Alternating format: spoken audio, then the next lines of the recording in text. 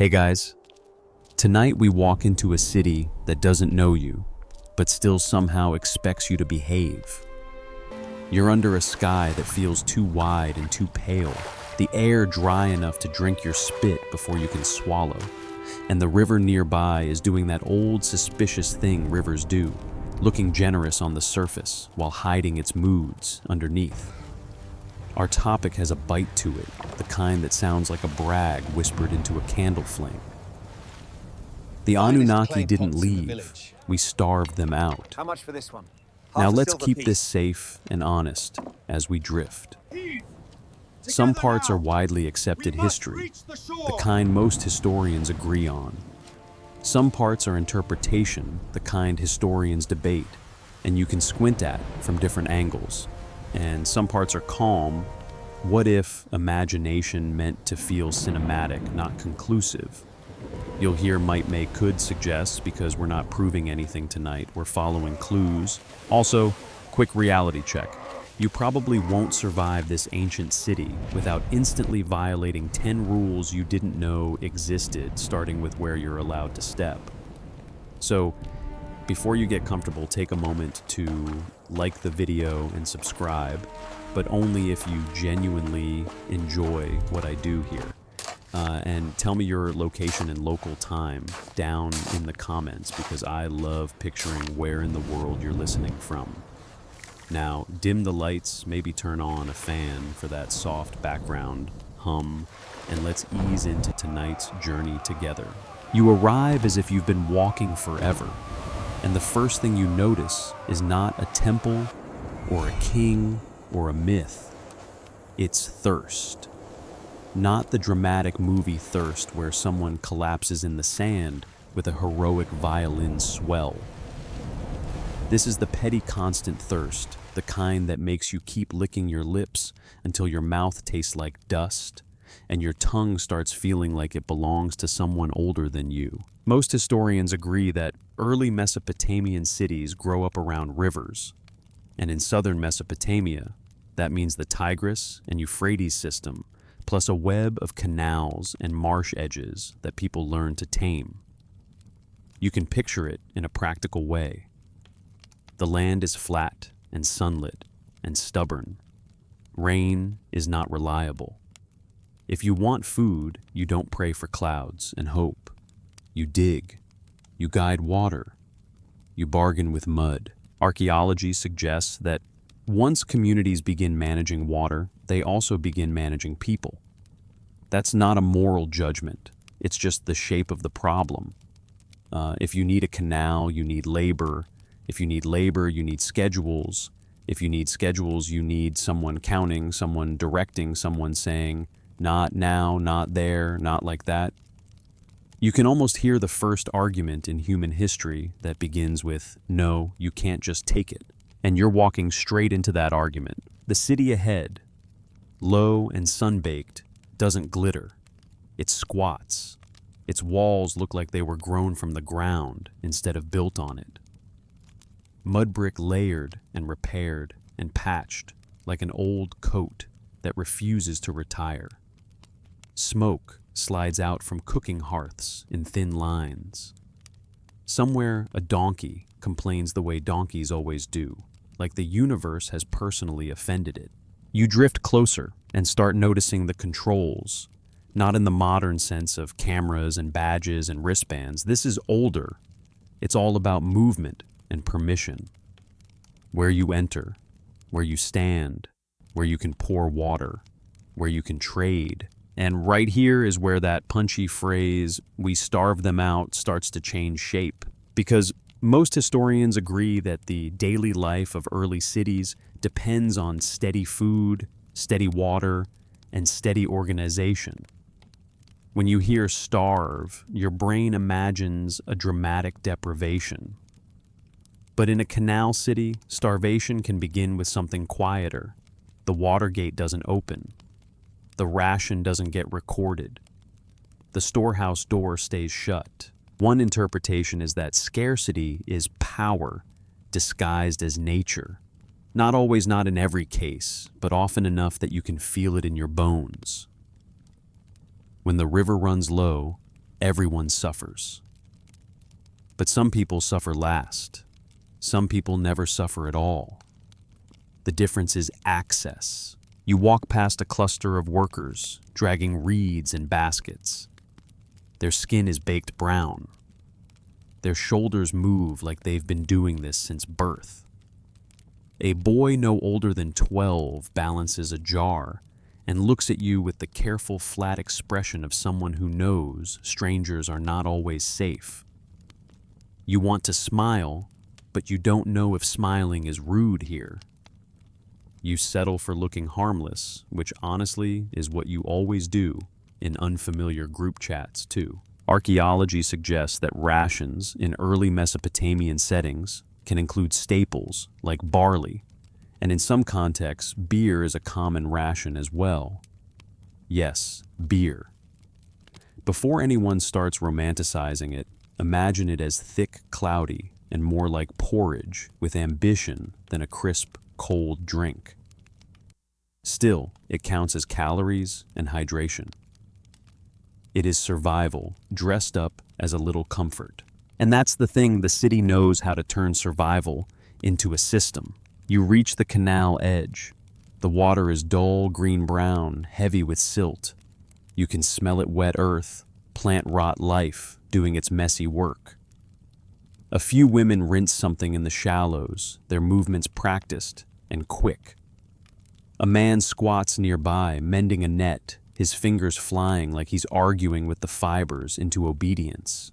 Most historians agree that irrigation is both miracle and menace. It makes fields bloom where fields shouldn't. But it also brings problems: salinization in the soil, disputes over water rights maintenance that never ends. It's the kind of technology that saves you and chains you at the same time. You don't get to stop.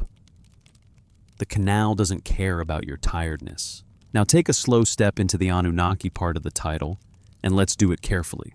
The word Anunnaki shows up in Mesopotamian mythological traditions as a group associated with gods, divine assemblies, and underworld contexts, depending on period and text.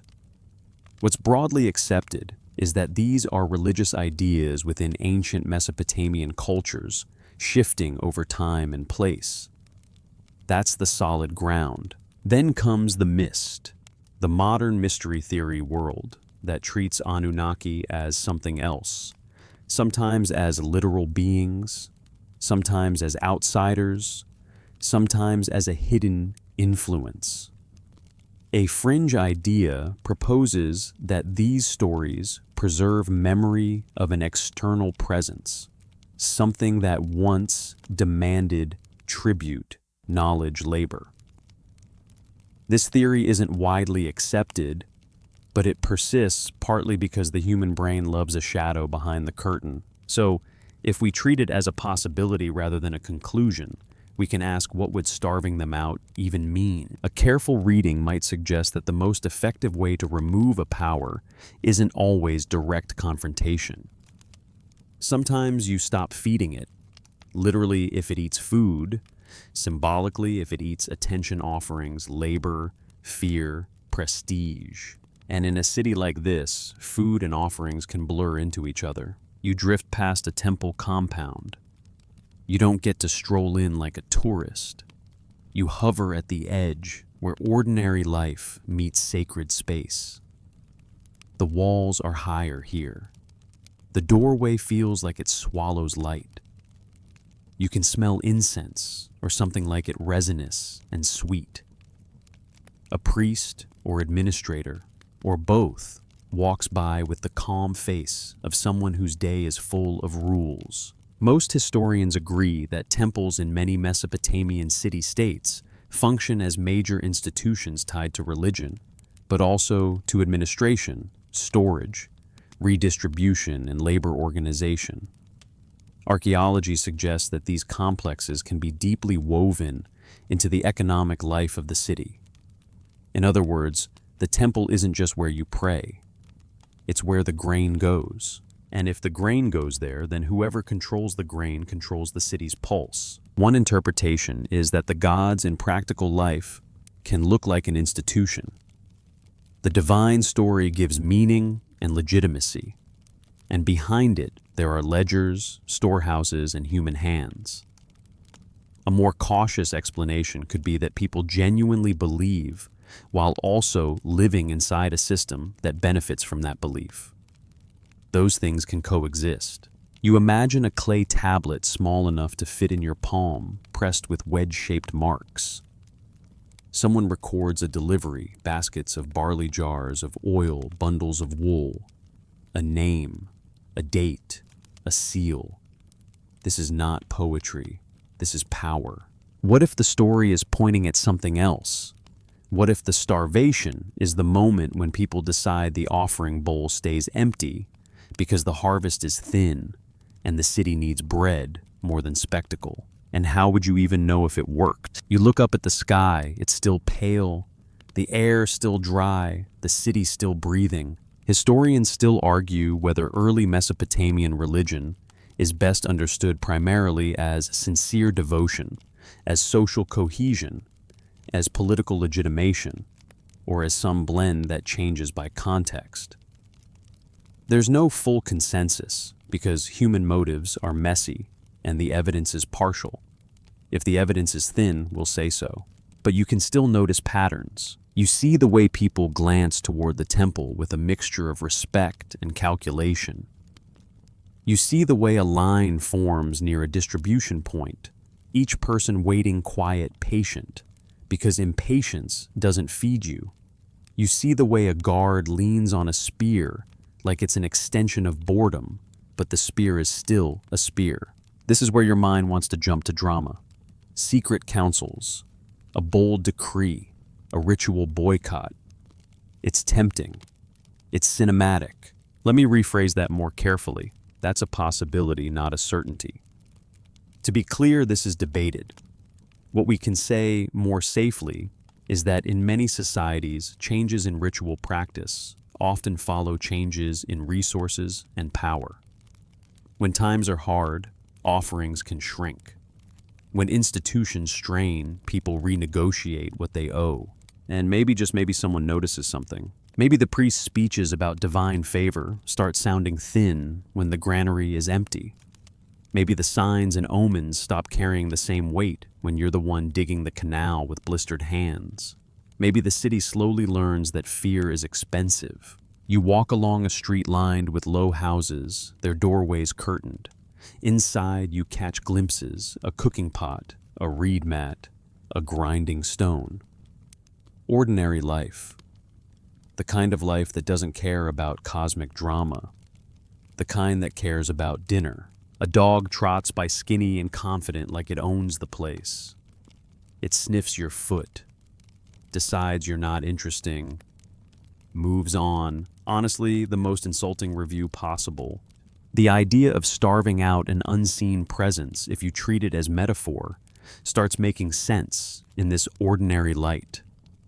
A presence that survives on offerings, attention, labor, belief, tribute. If people redirect their limited resources, the presence weakens. And if you treat it as literal, as the fringe theory does, then the same logic becomes eerie. What if there was something that needed provisioning and the city learned to stop providing? But again, we're not proving anything tonight. We're following clues. You approach the river gate, where the canal meets a controlled opening. A simple structure, but it decides everything. Water is life. Water is conflict. Water is politics. Most historians agree that irrigation management requires coordination and authority because if everyone takes water whenever they want, the system collapses. That's the accepted part. One interpretation is that authority can hide inside necessity because people will tolerate control when it keeps crops alive. That's the interpretation. And then the gentle imagination. What if, in the quiet decisions about when to open and close a gate, a city discovers it can also close the door on whatever it used to fear? A breeze moves across the canal, bringing a faint coolness. You feel it on your skin, a soft relief. Somewhere, a reed flute plays a few notes, and the sound drifts like a moth around a lamp. You pause because that sound is going to be our little motif tonight, that thin, wandering flute note. It's small, it doesn't command, it just exists. And somehow it holds the whole city inside it for a moment. Water, labor, hunger, hope. You stand there listening, and you realize this is how a siege might actually begin in an ancient place like this. Not with battering rams, not with fire, but with quiet arithmetic. How much grain do we have? How much do we owe? Who gets fed first? Who gets fed at all? And in that arithmetic, a dangerous question forms soft as dust. What if the gods are just another mouth? You don't leave the canal behind, not really. Even when you step away from the water's edge, the city carries it with you like a smell in your hair. Wet silt, sun-warmed reeds, that faint metallic note that says a river is not just a pretty ribbon, it's a moving, living argument. Most historians agree that in early Mesopotamia, especially in the south, the rhythm of life leans hard on managed water and seasonal cycles. It isn't optional. It isn't poetic. It's survival as a schedule. And once survival becomes a schedule, you can start to feel the first hint of what a calendar is, a way of telling everyone at the same time what matters right now. Archaeology suggests that early administrative practices revolve around counting and recording livestock grain labor deliveries. This is not the later romantic image of writing as love letters and epic songs. This is writing as a clipboard. It's a sign-in sheet. It's the universe's first please fill out this form. One interpretation is that the true invention here isn't just the canal or the plow, it's predictability. A careful reading might suggest that the moment a community can say, on this day we do this, it can also say, on this day you owe us. And what if the starving out isn't a single act, but a gradual tightening of predictability around a presence that used to thrive on chaos? You walk deeper into the city's belly, and it's louder here. Not loud like a stadium, loud like a market that has been awake longer than you. People call out, barter, complain, laugh, argue. Someone's pounding grain in a mortar. You hear the thump, thump, thump like a slow drum. A kid runs past, holding something warm, and for a second you catch the smell of flatbread. Your stomach makes an embarrassing little sound because it's apparently very invested in historical immersion. There's a place where the traffic narrows and you see a line. Not an accidental crowd, a line with a shape to it. People waiting with baskets, jars, and the resigned posture of those who know waiting is part of the deal. This is where the city feeds itself. Most historians agree that rationing and redistribution are common in various forms in early states, particularly through institutions like temples and palaces. The evidence we do have points to staples like barley forming a basic unit of survival, and in some contexts, rations can include beer oil textiles. When you live on a river that can betray you, you learn to treat food like a budget, not a vibe. Now here comes the part where your modern brain wants to label it government or taxes, and that's not completely wrong, but it's also not clean. The lines between religious obligation, civic duty, and economic necessity are blurred. A bowl of grain can be a wage, a tax and offering, and a social contract all at once. One interpretation is that this blur is the point. If you can't tell whether you're paying the gods or paying the institution, you don't resist as easily. It feels like nature. It feels like cosmic order. It feels like you'd be foolish, maybe even dangerous to question it. And then the cinematic what if slips in. What if people did question it quietly with their hands on their own grain? You edge closer and see the mechanism of trust. There's a clerk, maybe more than one, and someone with a seal. A clay lump gets pressed, a mark is made, a basket is weighed. The action is simple, but the meaning is huge. Reality is being turned into record. Archaeology suggests that seals and ceilings are a big part of Mesopotamian administration, a way to authenticate and control goods moving in and out of storage. It's the ancient version of locking your pantry and keeping the key in your own pocket. Only here, the pantry is the city's stomach. A careful reading might suggest that whoever controls the record controls the story of fairness. If your ration is short, you can complain, but the tablet says you got what you were supposed to get. If your neighbor claims extra, the tablet can say no. It's possible that the rise of writing is also the rise of a particular kind of power, the power to decide what counts. You notice the people in line aren't looking up at the sky. They're looking at the hands of the clerk. They're watching the basket, the scoop, the little pause before it tips into their container. This is where fate happens. Not in thunder, in measurement. And if you step back into the Anunnaki didn't leave idea, it becomes strangely grounded. Because what would a presence do in a city like this if it wanted to persist? It would need a place in the system. It would need a ration line, an offering schedule, a recurring entitlement. It would need to be fed through routine. Most historians agree that offerings are regularized, ritualized, and socially important.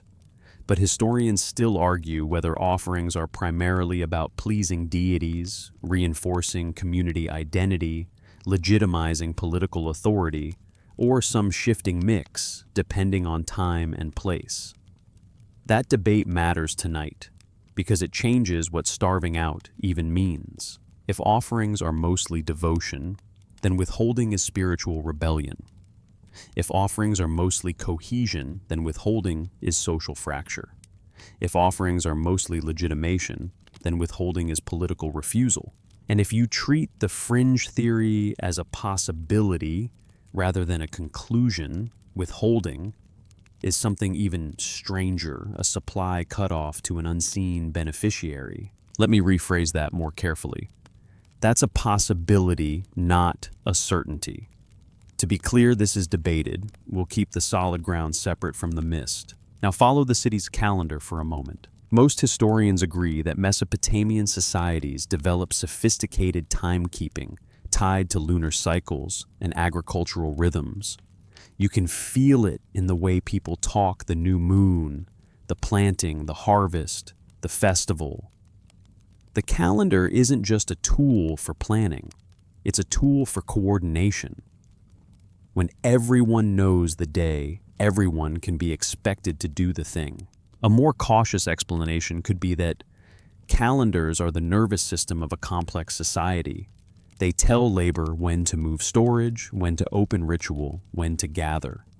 They make crowds possible without chaos. One interpretation is that once you can coordinate a crowd, you can coordinate belief. If everyone shows up on the same day to bring offerings, the act becomes self-reinforcing. You look around and think, everyone is doing this, so it must matter. That's not stupidity. That's how humans are wired. We take cues from each other. Even you do it. You've bought food because the line was long, and you assumed it must be good, and then you ate it and realized you were just hungry and impressionable. And then the what if someone decided to break the rhythm, not loudly, not heroically, just not showing up with the extra portion, not bringing the finest oil, not giving the best lamb, keeping it for the family instead, with a shrug that says, "The sky didn't help me plant this." You wander past a small courtyard where a family is eating. No fancy scene, just real life, someone tearing bread, someone dipping, someone laughing at a joke you can't understand but still somehow feel. The reed flute motif returns faint and wandering. You listen, and the sound feels like a thread tying everything together. The canal, the ration line, the calendar, the temple. Some parts are documented, some are interpretation, and some are gentle imagination. But the feeling of a system tightening around a city is very real. You spot a pile of clay tablets drying in the sun, or maybe they're impressions on scraps being prepared. The exact scene is hard to pin down, but the idea is sound. Writing is everywhere in the places that matter. Storage, labor, distribution. Archaeology suggests that the earliest writing is deeply connected to accounting. And what's broadly accepted is that this administrative writing slowly expands into broader uses. But at first, it's about who owes what. A careful reading might suggest that a society's earliest texts aren't hiding secrets so much as revealing priorities.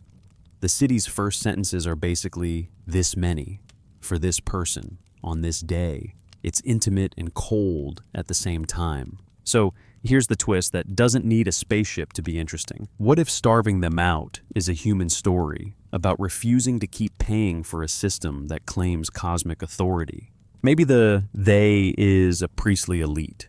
Maybe it's a temple institution. Maybe it's a social habit. Maybe in the fringe mist, it's something stranger. But in every version, the leverage is the same. You don't fight the sky. You control the scoop. You watch the clerk again. The basket tips. Grain falls like dry rain. Someone sighs with relief. Someone else frowns, counting kernels like they can will more into existence. And you realize something that feels both obvious and unsettling. This city doesn't need a war to begin a siege. It just needs a shortage and a decision about who eats first. You keep moving, because standing still in a busy ancient city is the quickest way to become a problem.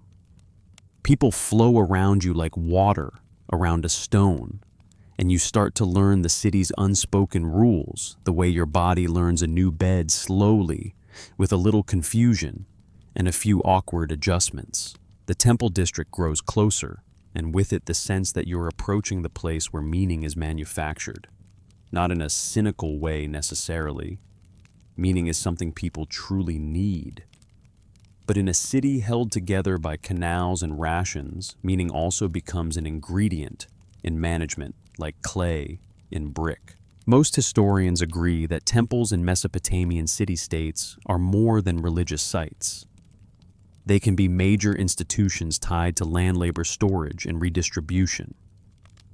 Archaeology suggests that some temple complexes include storerooms, workshops, and administrative spaces.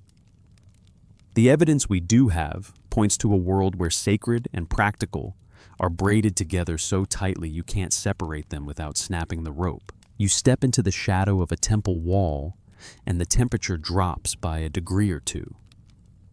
It feels like walking under a tree, except the tree is made of mud brick and authority. There's a smell here too. Incense, yes, but also grain dust, oil, sweat, and that faint sour note of beer jars. You hear the reed flute again, distant and thin, like it's trying not to be noticed. It settles your nerves. A small sound reminding you the world is still made of ordinary breath. Now this is where the mini title from the outline really lives. Temples as warehouses, gods as ledgers. Archaeology suggests that much of early writing is economic lists, receipts, allotments. And most historians agree that temple and palace administrations are central players in that world. The temple, in other words, isn't just where you ask for rain. It's where the grain goes when it's already been harvested. One interpretation is that divine favor can function as a language for logistics. If the harvest is good, the gods are pleased. If the harvest is bad, the gods are angry. That framework makes life feel intelligible. It gives suffering a reason. It also makes the institution that claims to serve the gods feel necessary, even inevitable. A more cautious explanation could be that the relationship runs both ways. Belief is sincere, and the institution is practical, and together they create a social engine. People bring offerings because they believe, and the temple uses offerings because the city needs organization. The The system endures because it solves problems while also telling a story about why those solutions are sacred. And then the gentle, cinematic, what if slips into the seam? What if someone learned to turn that engine off by starving it of fuel? Let's slow down and look at the fuel. You watch a small procession pass through a gate. Not a parade, not dramatic. Just a few workers carrying baskets and jars. A clerk walks with them, holding a tablet. Someone has a seal hanging from their wrist, a small object with enormous authority. They pass into a storage area you can't fully see, but you can imagine it cool shadows, stacked goods, the quiet hum of guarded abundance. Most historians agree that storing surplus is a foundation of early state power. If you can store food, you can survive lean seasons, feed workers, support specialists, and organize projects like canals and walls. What's broadly accepted is that surplus makes complexity possible. But surplus also makes a question possible: who owns the surplus? A careful reading might suggest that the temple's role as a spiritual center makes it a natural focal point for surplus. If you believe the god owns the land, then offerings are not theft. They're returning what was never yours. If you believe the god blesses your fields, then giving a portion back feels like gratitude, not coercion. And yet historians still argue whether temple economies function primarily as redistributive systems, as elite extraction, or as a shifting mixture depending on city and era. There's no full consensus because the evidence is patchy and the systems evolve over centuries. To be clear, this is debated. You drift toward a side area where scribes sit. Their posture is familiar in a way that makes you smile, hunched over, focused, slightly annoyed by the existence of sunlight. They press marks into wet clay with a stylus quick and practiced. The clay tablet looks small and fragile, but in their hands it feels like a weapon. Archaeology suggests that scribal training is specialized and that literacy is limited to certain roles, which means writing is not a common tool, it's a controlled tool. One interpretation is that writing creates a second reality. The first reality is the basket of grain. The second reality is the record that says what the basket means. Once the record exists, it can outlive the basket and it can out-argue the person holding it. If the tablet says you owe, you owe. You watch a scribe press a seal into clay. The impression is crisp, repeating a design that signals identity and authority. It's the ancient equivalent of a password you can't reset. And here, the starving out phrase begins to feel less like a battle and more like a paperwork strike. What if refusing to feed the system is as simple as refusing to accept the system's story about what you owe? Now, we have to be careful, because it's easy to slide into modern assumptions about class struggle and protest movements. People in the past do resist, yes, but not always in the ways we imagine. Sometimes resistance is quiet. Sometimes it looks like religious reform. Sometimes it looks like relocation. Sometimes it's just not delivering what you promised. Most historians agree that Mesopotamian societies experienced tensions between city and countryside, between elites and laborers, between institutions and households. The evidence we do have points to disputes, legal texts, and changes in administration. But the details are not always clear enough to build a neat movie plot. So let's treat the rest gently. A fringe idea proposes that some myths about gods needing offerings hint at a literal dependency, that divine beings require sustenance. This theory isn't widely accepted, but it's a popular rumor in modern mystery circles, and it sticks because it offers a tangible lever. If they need food, you can starve them. If we treat it as a possibility rather than a conclusion, it becomes a useful metaphor, even if you don't take it literally. Because institutions also need offerings. Not because they have stomachs, but because they need resources and participation and belief to keep operating. And in this city, belief is practical. When you believe, you comply. When you comply, goods move toward the storehouse. You step closer to a ritual area, careful not to draw attention.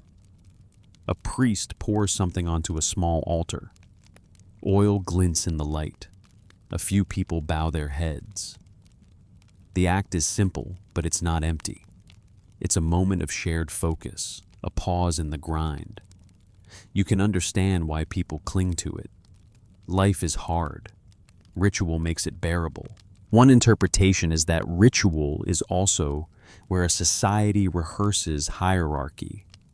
Who stands close? Who speaks? Who receives? Who watches? A more cautious explanation could be that ritual does many things at once. It comforts, it organizes, it binds. It's not just manipulation or just devotion. It's both depending on who you are and what you need. Now, what if the starving out is not a rejection of ritual itself, but a shift in what ritual demands? You imagine a slow change, not a dramatic moment where someone shouts in the temple courtyard. Instead, a season of bad harvests, a canal clogged, a salinized field, a family choosing to keep more grain at home, a priest noticing offerings are smaller, a scribe recording fewer jars, a storehouse door opening less often. The system doesn't collapse overnight. It adjusts, it tightens, it tries to extract more. But extraction has limits. You can't squeeze grain from an empty basket. You pass a storeroom door and hear the clink of pottery inside. You smell grain dust. The temptation is to imagine treasure, but it's mostly food, calories stacked in jars, the closest thing to gold in a place where hunger is always waiting. And then, like a small chill, you feel the idea, if something else was being fed through this system, it would also feel the shortage. Not as a dramatic death, as a fading. The reed flute returns a few notes that float up and vanish. You follow them in your mind like they're guiding you deeper into the city's logic. Most historians agree that Mesopotamian religion evolves over time, with gods rising and falling in prominence, rituals shifting, and political changes influencing sacred narratives. What's broadly accepted is that divine worlds and human worlds are intertwined. Historians still argue whether these shifts reflect genuine theological development, political consolidation, economic change, or a mix that can't be neatly separated. And tonight we add one more possibility held lightly. What if some gods fade because their supply lines are cut, whether those supply lines are literal offerings or social energy? You keep walking and you notice the smallest detail. A discarded clay seal impression near a doorway, cracked and useless. Someone dropped it, or someone tossed it. It's a tiny act, almost nothing. But what if the first step in starving out a power is treating its symbols like they're breakable? You leave that cracked seal impression behind, but it stays in your thoughts like a grain husk caught between your teeth. Small things can be stubborn that way. The city keeps walking you forward, past courtyards and workshops, past doorways where someone's life is happening just out of sight, until you start to feel the invisible scaffolding underneath it all. It isn't the walls, it isn't even the temple. It's the promise that somebody somewhere will make sure the bowls get filled. Most historians agree that early Mesopotamian kingship grows alongside expanding cities' irrigation and the need to coordinate labor and resources. The evidence we do have points to rulers presenting themselves as caretakers of order-building canals, repairing walls, sponsoring temples, and ensuring stability. When things work, the city feels like a machine that has learned to breathe. Archaeology suggests that redistribution, whether through temple or palace systems, help support specialists and large projects. That's the mainstream anchor, the solid ground. You can't build big without feeding people. But as you drift through a public area, you realize how personal that feeding really is. It's not abstract policy. It's food in a pot. It's barley in a sack. It's beer in a jar. It's oil that makes bread taste like something beyond survival. And you can sense the subtle truth hiding in plain sight when rulers feed crowds, crowds obey. One interpretation is that legitimacy in an early city is built less on speeches and more on stomachs. You can announce yourself as chosen by the gods all you want, but if the ration line runs dry, your divine endorsement starts sounding like a bad excuse told by someone who forgot the assignment. A more cautious explanation could be that rulers genuinely do provide real services and coordination, and people accept authority because it's useful as well as sacred. It's possible that many citizens experience kingship not as oppression, but as a practical solution to communal problems. There's a lot of daylight between I am your king and I am the reason your kids eat this winter. But in a fragile environment, those ideas can blur. You move toward a broad space near a gate where a crowd has gathered. Not a riot, not a celebration, exactly. More like a moment where the city is watching itself. Someone important is present. You can tell because people stand with their bodies a little straighter, the way you do when your boss walks by and you suddenly remember your spine exists. A man, maybe a herald, maybe an official, calls out something. You can't catch every word, but you catch the rhythm. Announcement, approval, a hush, then a wave of murmuring. A few baskets are carried forward. A distribution happens in public where everyone can see it. The crowd's mood shifts as if someone turned a dial. Most historians agree that public acts of provision, feasts, distributions, temple donations, building projects can reinforce authority in early states. The evidence we do have points to rulers portraying themselves as providers and protectors, often in religious language. What's broadly accepted is that generosity can be political without being fake. And yet you also feel the other side of it. Generosity can be a leash. You watch a mother receive a measure of grain. She doesn't cheer. She doesn't kneel. She just nods tight-lipped and steps away like someone who has learned not to attract attention. A young man behind her gets his share, and you see his shoulders relax just a little. Relief is the most honest emotion in the city, and it shows up in the body before it shows up in the face. A careful reading might suggest that in a rationed world, obedience isn't always devotion. Sometimes it's arithmetic. You obey because your family needs tomorrow. You obey because you know the system's sharp edges.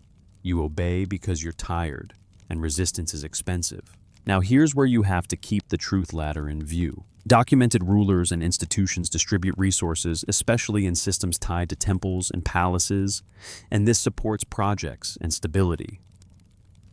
Interpreted distribution helps create loyalty and compliance because full stomachs make quieter crowds. Imagined, what if the most effective rebellion is simply redirecting the flow of food away from the mouths that don't belong to ordinary people? That imagined step is where the title's claim "starve them out" gets its teeth. Because if they is a literal group of otherworldly beings, as a fringe idea proposes, then food is a supply line. Cut the line, the presence fades. This theory isn't widely accepted, but it's popular enough that people repeat it, like a campfire story, that the so-called gods required offerings not as symbolism, but as sustenance. Let me rephrase that more carefully. That's a possibility, not a certainty. If the evidence is thin, we'll say so. And the evidence for literal dependence is thin. We can't confirm it. We can't prove it. We can only note that myths sometimes describe gods receiving offerings and later interpretations. Especially modern ones sometimes take that more literally than scholars do. Still, even if you never leave solid ground, the metaphor holds. Institutions absolutely need participation and resources. Kings need taxes, labor compliance. Temples need offerings, land workers trust. If people stop feeding the system weakens. Historians still argue whether early Mesopotamian kingship is best understood as primarily sacred stewardship, pragmatic administration, elite extraction, or a shifting blend that changes by city and era.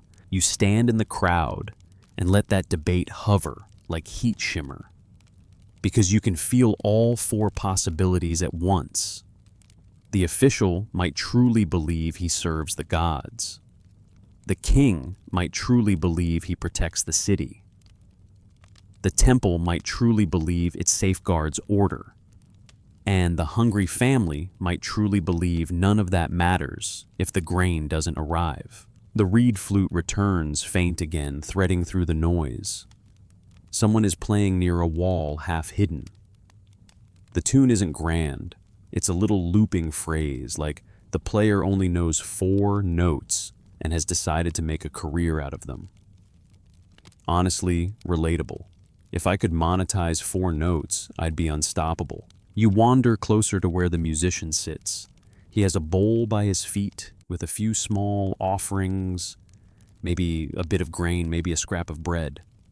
The city feeds him to one tiny gift at a time, and you realize the city is full of mouths, full of dependencies, full of quiet agreements about who deserves what.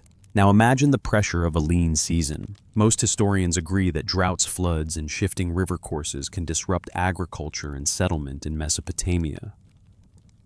Archaeology suggests that environmental stress and human management challenges can both play roles in crises. When yields dip, the question isn't only why, it's who adjusts first. One interpretation is that elites and institutions often try to preserve their own shares, tightening demands on households. A more cautious explanation could be that institutions also try to stabilize the city, because if the households collapse, the institution collapses too. The system is parasitic and symbiotic at the same time, which is an uncomfortable combo, like a roommate who eats your leftovers but also pays rent on time. And then the cinematic, what if the city collectively decides that the extra mouths go last? Not with a revolution banner, not with a battlefield, with 1,000 small choices. A farmer miscounts a basket. A boatman delays a delivery. A scribe records less than expected because he's tired of being the hand that steals from his own neighbors. A household brings smaller offerings to the temple and tells themselves the gods will understand. A priest looks at the thin altar bowl and quietly pretends it's enough. You can picture it, can't you? A slow embargo. And because the city is already trained in routine canals, calendars, ledgers, the embargo doesn't have to be chaotic. It can be systematic. The same mechanisms that once fed the sacred can be turned toward feeding the ordinary. You watch the distribution end. People disperse like birds after a handful of grain, quick and purposeful. No speeches, no finale. The city doesn't linger. It returns to work. You catch yourself thinking if you lived here, you'd obey too. Then you catch yourself again because you remember the cracked seal impression, the one that said symbols can break. The ruler's power is real, but it's not magic. It's logistics plus belief. It's grain plus story. And if grain is the lever, then the title's claim starve them out. Begins to feel less like a war cry and more like an economic truth whispered into a ledger. You keep walking, following the reed flute's thin thread through the dusty air, and you wonder very quietly how many empires, human or otherwise, have ended not with a battle, but with a ration that didn't arrive. You don't get a clean break from the crowd. The distribution disperses, but the city's hum keeps pressing against you, like it wants to herd you into usefulness. The reed flute's thin little loop fades, then returns in the distance, as if the player is following you at a respectful, non-creepy distance. You tell yourself it's just the wind. The city is full of winds. The city is full of excuses. Most historians agree that large-scale work in early Mesopotamian cities, digging canals, repairing embankments, building and maintaining walls, hauling bricks, tending fields tied to big institutions requires organized labor. Sometimes that labor is paid. Sometimes it's obligated. Sometimes it's a mix that shifts depending on status, season, and institution. The evidence we do have points to workforces that can be coordinated in groups, sometimes through temple or palace administration. You start noticing them everywhere once you know what to look for the work gangs. They move in clusters, not because they're friends, but because the task is too big for a single back. Men and women carrying baskets of earth. A line of people hauling reeds. Someone with a short stick or a rope guiding the pace, not whipping, just directing left, right, faster, slower, like a human metronome. You follow a group toward a canal maintenance site where the water's edge is being reshaped, reinforced. Mud is slapped into place. Reeds are woven. Stones are stacked where stones are rare enough to feel like luxury. You can smell wet clay, sharp and alive, and the sun bakes it almost instantly on the surface. This is the city's real heartbeat, not speeches, not rituals, but hands in mud. Archaeology suggests that irrigation systems need constant upkeep, and what's broadly accepted is that maintaining them is crucial for agriculture and urban life. A canal isn't a one-time achievement. It's a relationship you must keep repairing, like a roof in rainy season, except the rainy season might not show up, and the roof is still your problem. One interpretation is that the city's greatest skill isn't building, it's persuading people to keep building, day after day, season after season. Because nobody wakes up excited to haul mud for the greater good. People wake up excited to eat, and that's where the rations come back in. Most historians agree that rations, especially barley and sometimes beer, are used in various contexts as part of compensation and provisioning, and the evidence we do have points to structured systems for distributing food and drink to workers. You see it in the way the laborers move, not chaotic but synchronized, as if they're on the clock even without a clock. A young laborer pauses, wipes his brow, and takes a drink from a jar passed down the line. You expect water, but the smell that rises is faintly sour and grainy. Beer, or something in that family.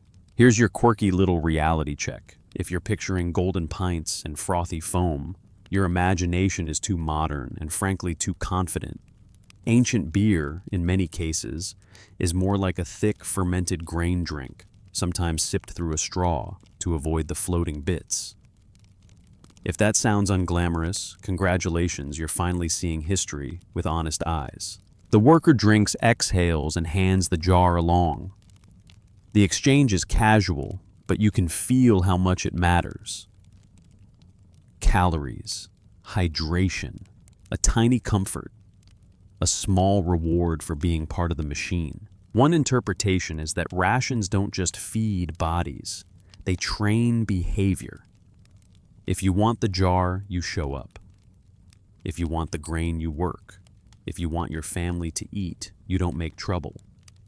Compliance becomes soft routine, almost invisible, less like a chain, and more like gravity. A more cautious explanation could be that many people accept these arrangements not because they're coerced, but because they're practical. Collective labor solves collective problems. Irrigation supports harvests. Harvests support households. It's possible that on a good year, the system feels fair enough to tolerate even if it's never perfectly fair. Still, the city's logic is clear. The food moves where the work goes, and the work goes where the authority points. Historians still argue whether early labor organization is best described as free wage labor, coerced obligation enslaved labor, or a shifting spectrum that varies by context and era. That debate matters because it changes what your eyes think they're seeing. Are these workers here because they chose this job, because they owe service, because their household is bound to an institution, because they're under some form of compulsion? The answer could be different for each person you pass. The city doesn't label them for you. It just uses them. You watch the pace setter, a middle-aged man with a rope, call out a rhythm. The group responds, lifting together, dropping together. It's almost like a song, except the lyrics are lift and don't drop that on your foot. The reed flute returns, threading above the work rhythm, and for a moment, it feels like two versions of the city are playing at once, the official rhythm of labor and the unofficial rhythm of breath. Now slide carefully into the mist again, because this is where the title's claim starts to hook into real mechanics. A fringe idea proposes that ancient gods in some traditions might be read as literal beings who required resources, food offerings, labor to persist. This theory isn't widely accepted, but it thrives in modern retellings because it turns myth into logistics. If you can supply them, you can also stop supplying them. Let me rephrase that more carefully. That's a possibility, not a certainty. We can't confirm it, and we won't pretend we can. If the evidence is thin, we'll say so. The evidence for literal dependency is thin. But as metaphor, it's almost annoyingly strong, because you're watching something real: labor as tribute, food as reward, participation as fuel. If a temple or palace says bring offerings, it's not only asking for devotion, it's asking for goods that can be stored, redistributed, used to support specialists, used to build projects, used to maintain control.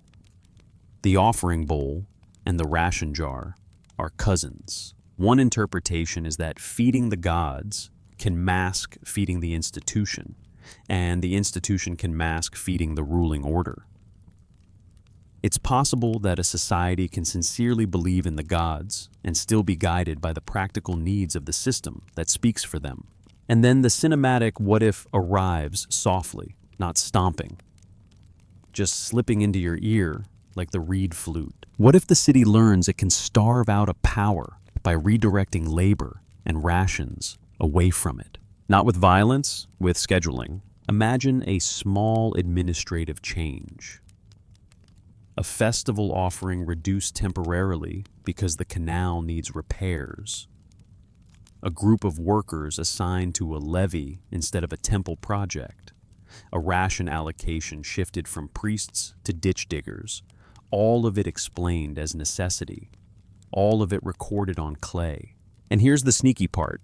The city already trusts records. Archaeology suggests that administrative systems rely on record-keeping ceilings and standardized measures. So if you want to change reality, you change the record of reality. You change what gets measured, what gets distributed, what gets acknowledged as legitimate. You watch a scribe approach the worksite with a tablet. He speaks briefly with the pace-setter, glances at the workers, marks something down. The workers don't stop. They barely look at him. Their attention is on the mud, the rope, the jar that will come around again.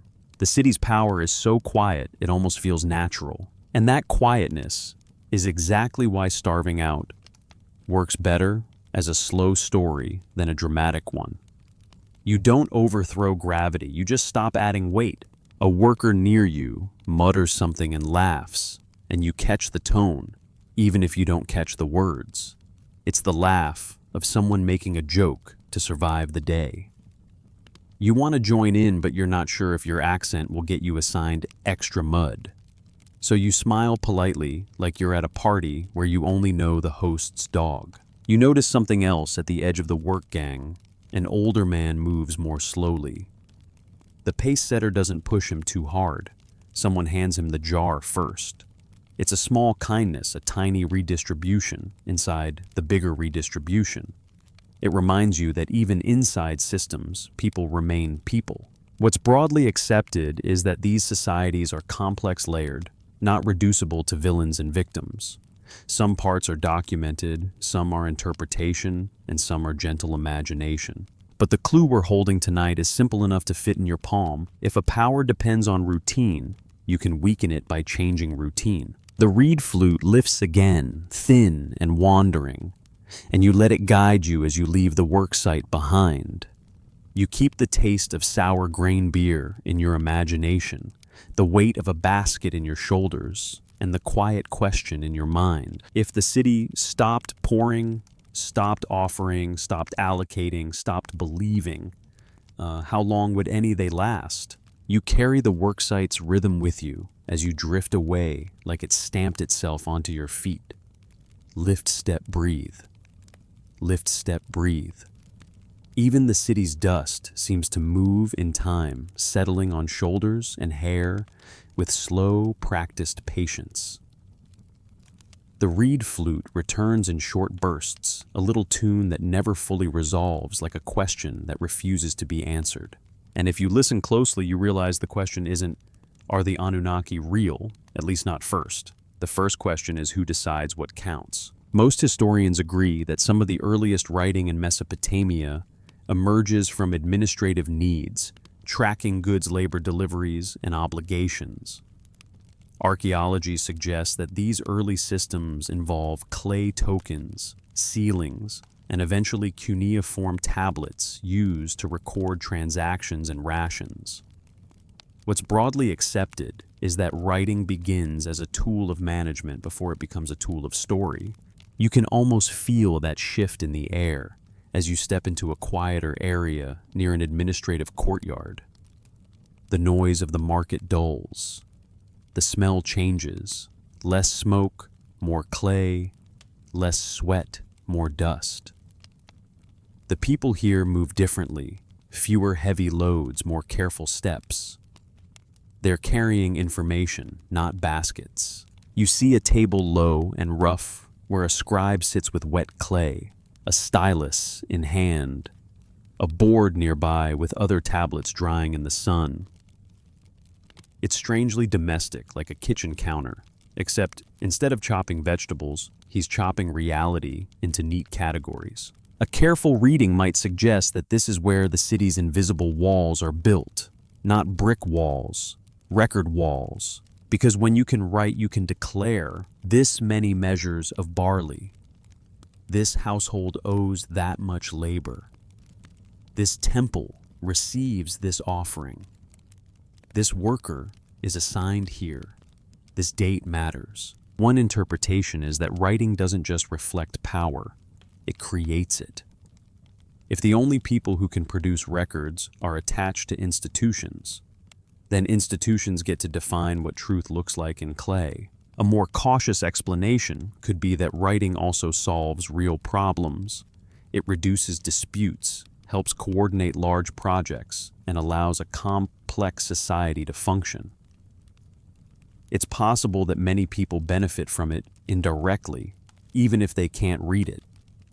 The canal doesn't care about fairness, but the record can keep the canal from becoming a constant fight. Still, you notice the imbalance. The scribe doesn't look like the workers you saw earlier. His hands are cleaner. His posture is more still. His power is not in muscle, it's in marks. Archaeology suggests that standardized measures, accounting practices, and sealing systems are central to how goods move in and out of storage. And you can see it in the simplest action, a seal pressed into clay, a tablet signed by an impression, a basket accepted or rejected based on a mark. So here's the heart of Section 6. Clay tablets, tiny numbers, huge consequences. You watch a woman approach with a jar. She speaks to an official.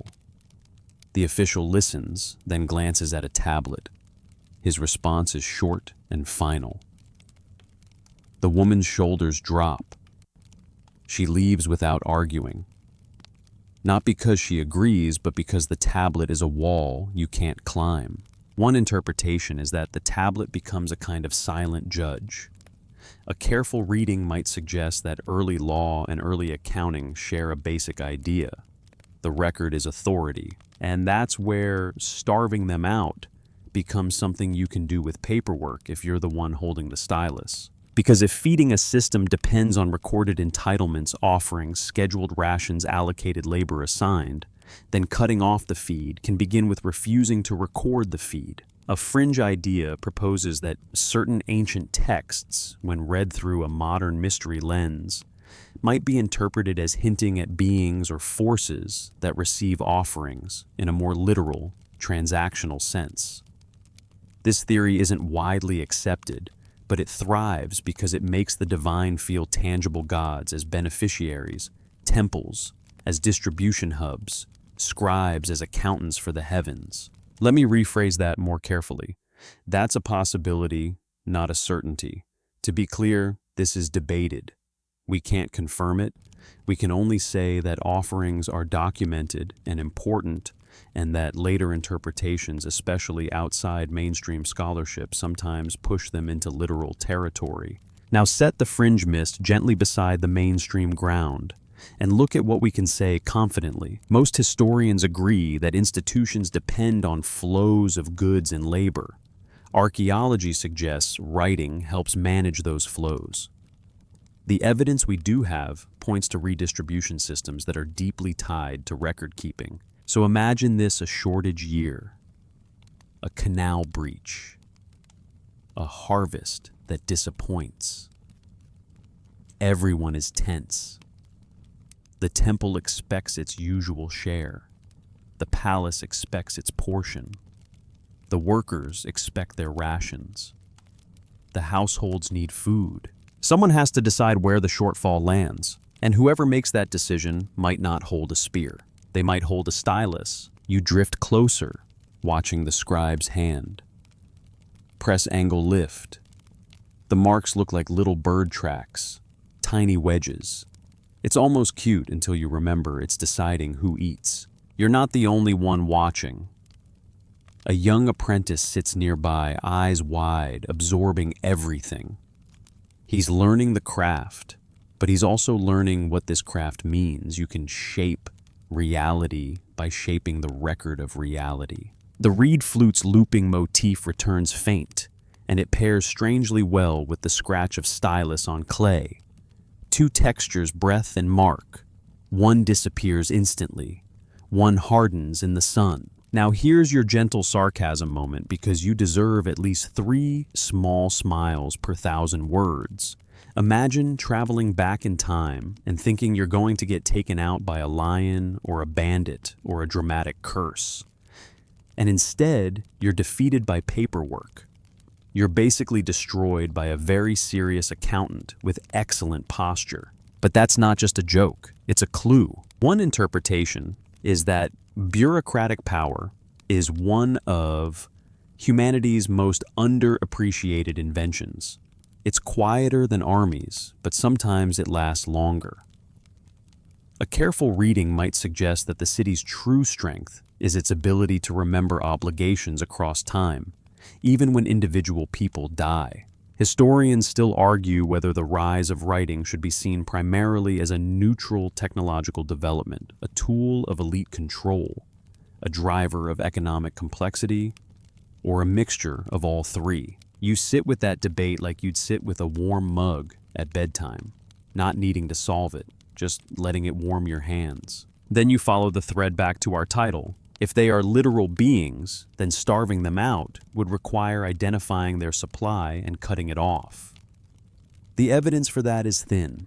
We'll say so. If they are institutions dressed in divine language, then starving them out might be exactly what happens when resources shrink and people stop participating at the old level. And if they are ideas fear awe, dependence, then starving them out might be what happens when a society keeps the solid ground separate from the mist and chooses bread over myth. You watch a tablet being set aside to dry.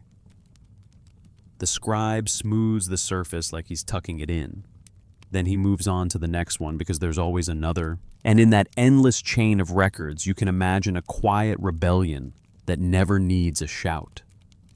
A rebellion that happens in the margins, a ration reduced here, an offering delayed there, a labor obligation reassigned.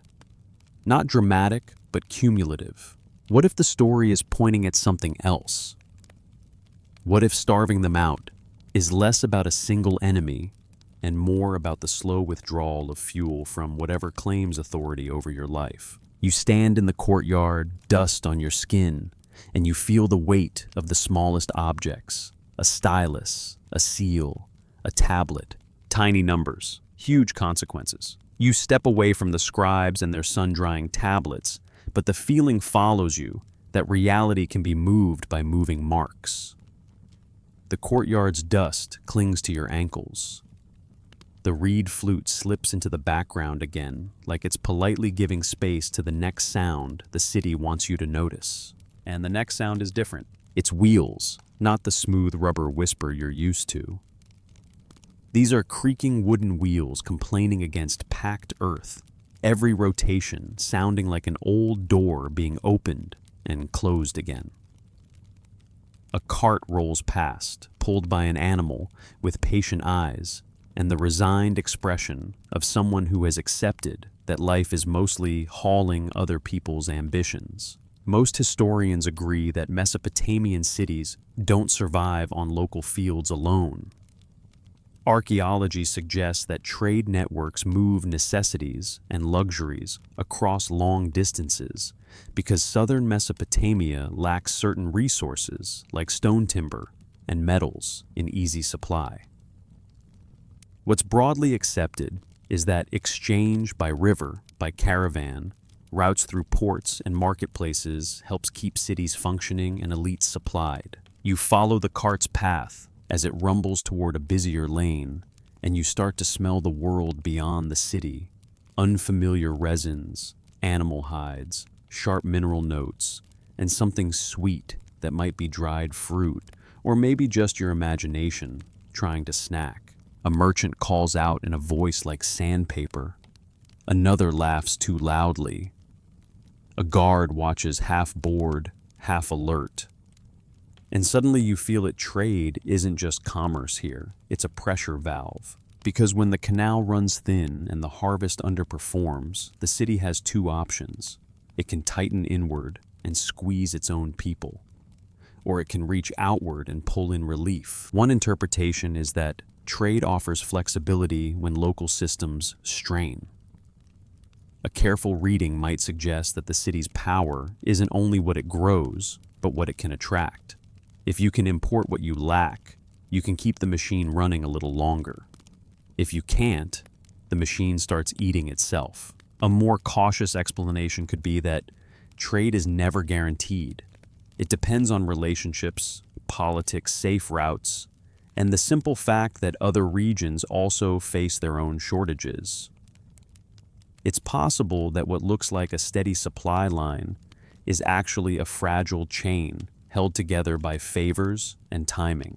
You drift into the market and feel a strange sensation. You're seeing the city's veins. Goods flow in, then spread out into households, workshops, and institutions. You watch a man barter for copper or bronze scraps metal that will become tools, blades, or ornaments. You see bundles of timber carried like treasure. A few stone pieces sit on a mat, small enough to lift, but heavy enough to make you understand why they matter. In a place built of mud brick stone is practically a celebrity. And because you're your brain immediately whispers, if stone is rare, then stone is power. Most historians agree that controlling resources, especially those that are scarce, locally, can amplify elite status and institutional authority. Archaeology suggests that imported materials often show up in high-status contexts: temples, palaces, elite burials, workshops tied to major institutions. That's the solid ground. Now let's step carefully into the mist without tripping. A fringe idea proposes that some gods or sky beings in modern retellings might have required specific resources, metals, resins, rare substances either as offerings or as fuel. This theory isn't widely accepted, but it's a popular rumor because it turns mystery into supply chains. If they need something, then trade routes become lifelines. And if trade routes are lifelines, then cutting them is a siege without spears. Let me rephrase that more carefully. That's a possibility, not a certainty. We can't confirm it. If the evidence is thin, we'll say so. The evidence for literal non-human dependence on imported goods is thin. But as metaphor, it's almost unfairly useful, because you can watch the city depend on imports in a very human way. A temple wants cedar. A workshop needs copper. An elite family craves lapis lazuli or carnelian because status has to sparkle. A palace wants fine textiles and exotic scents because power likes perfume. Trade feeds the institutions. Trade feeds the stories about institutions.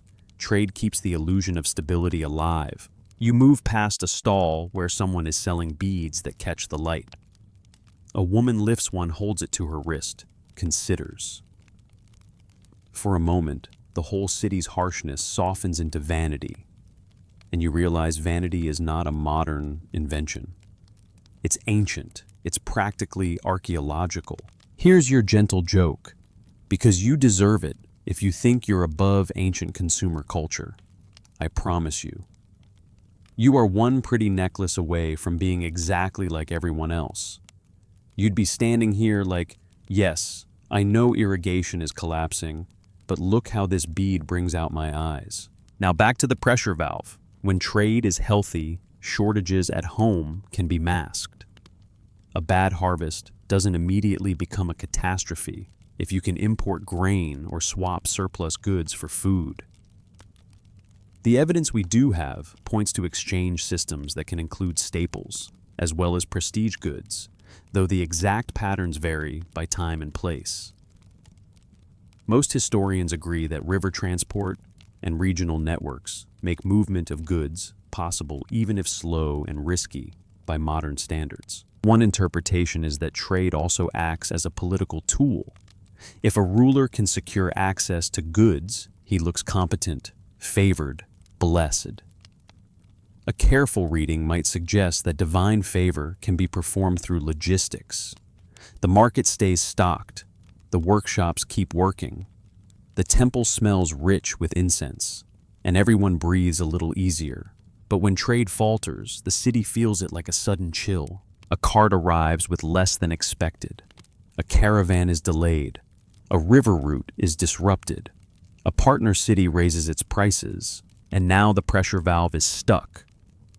The city can't release the stress outward. It has to absorb the stress inward. Historians still argue whether the most significant drivers of Mesopotamian crises are environmental shifts, political conflict, trade, disruption, internal inequality, or the accumulated effects of all of them acting together. You hold that debate lightly, not because it doesn't matter, but because bedtime history is about following the thread without yanking it into a knot. You drift toward the riverfront, where boats sit low in the water, heavy with cargo. The smell of wet wood and river mud rises again.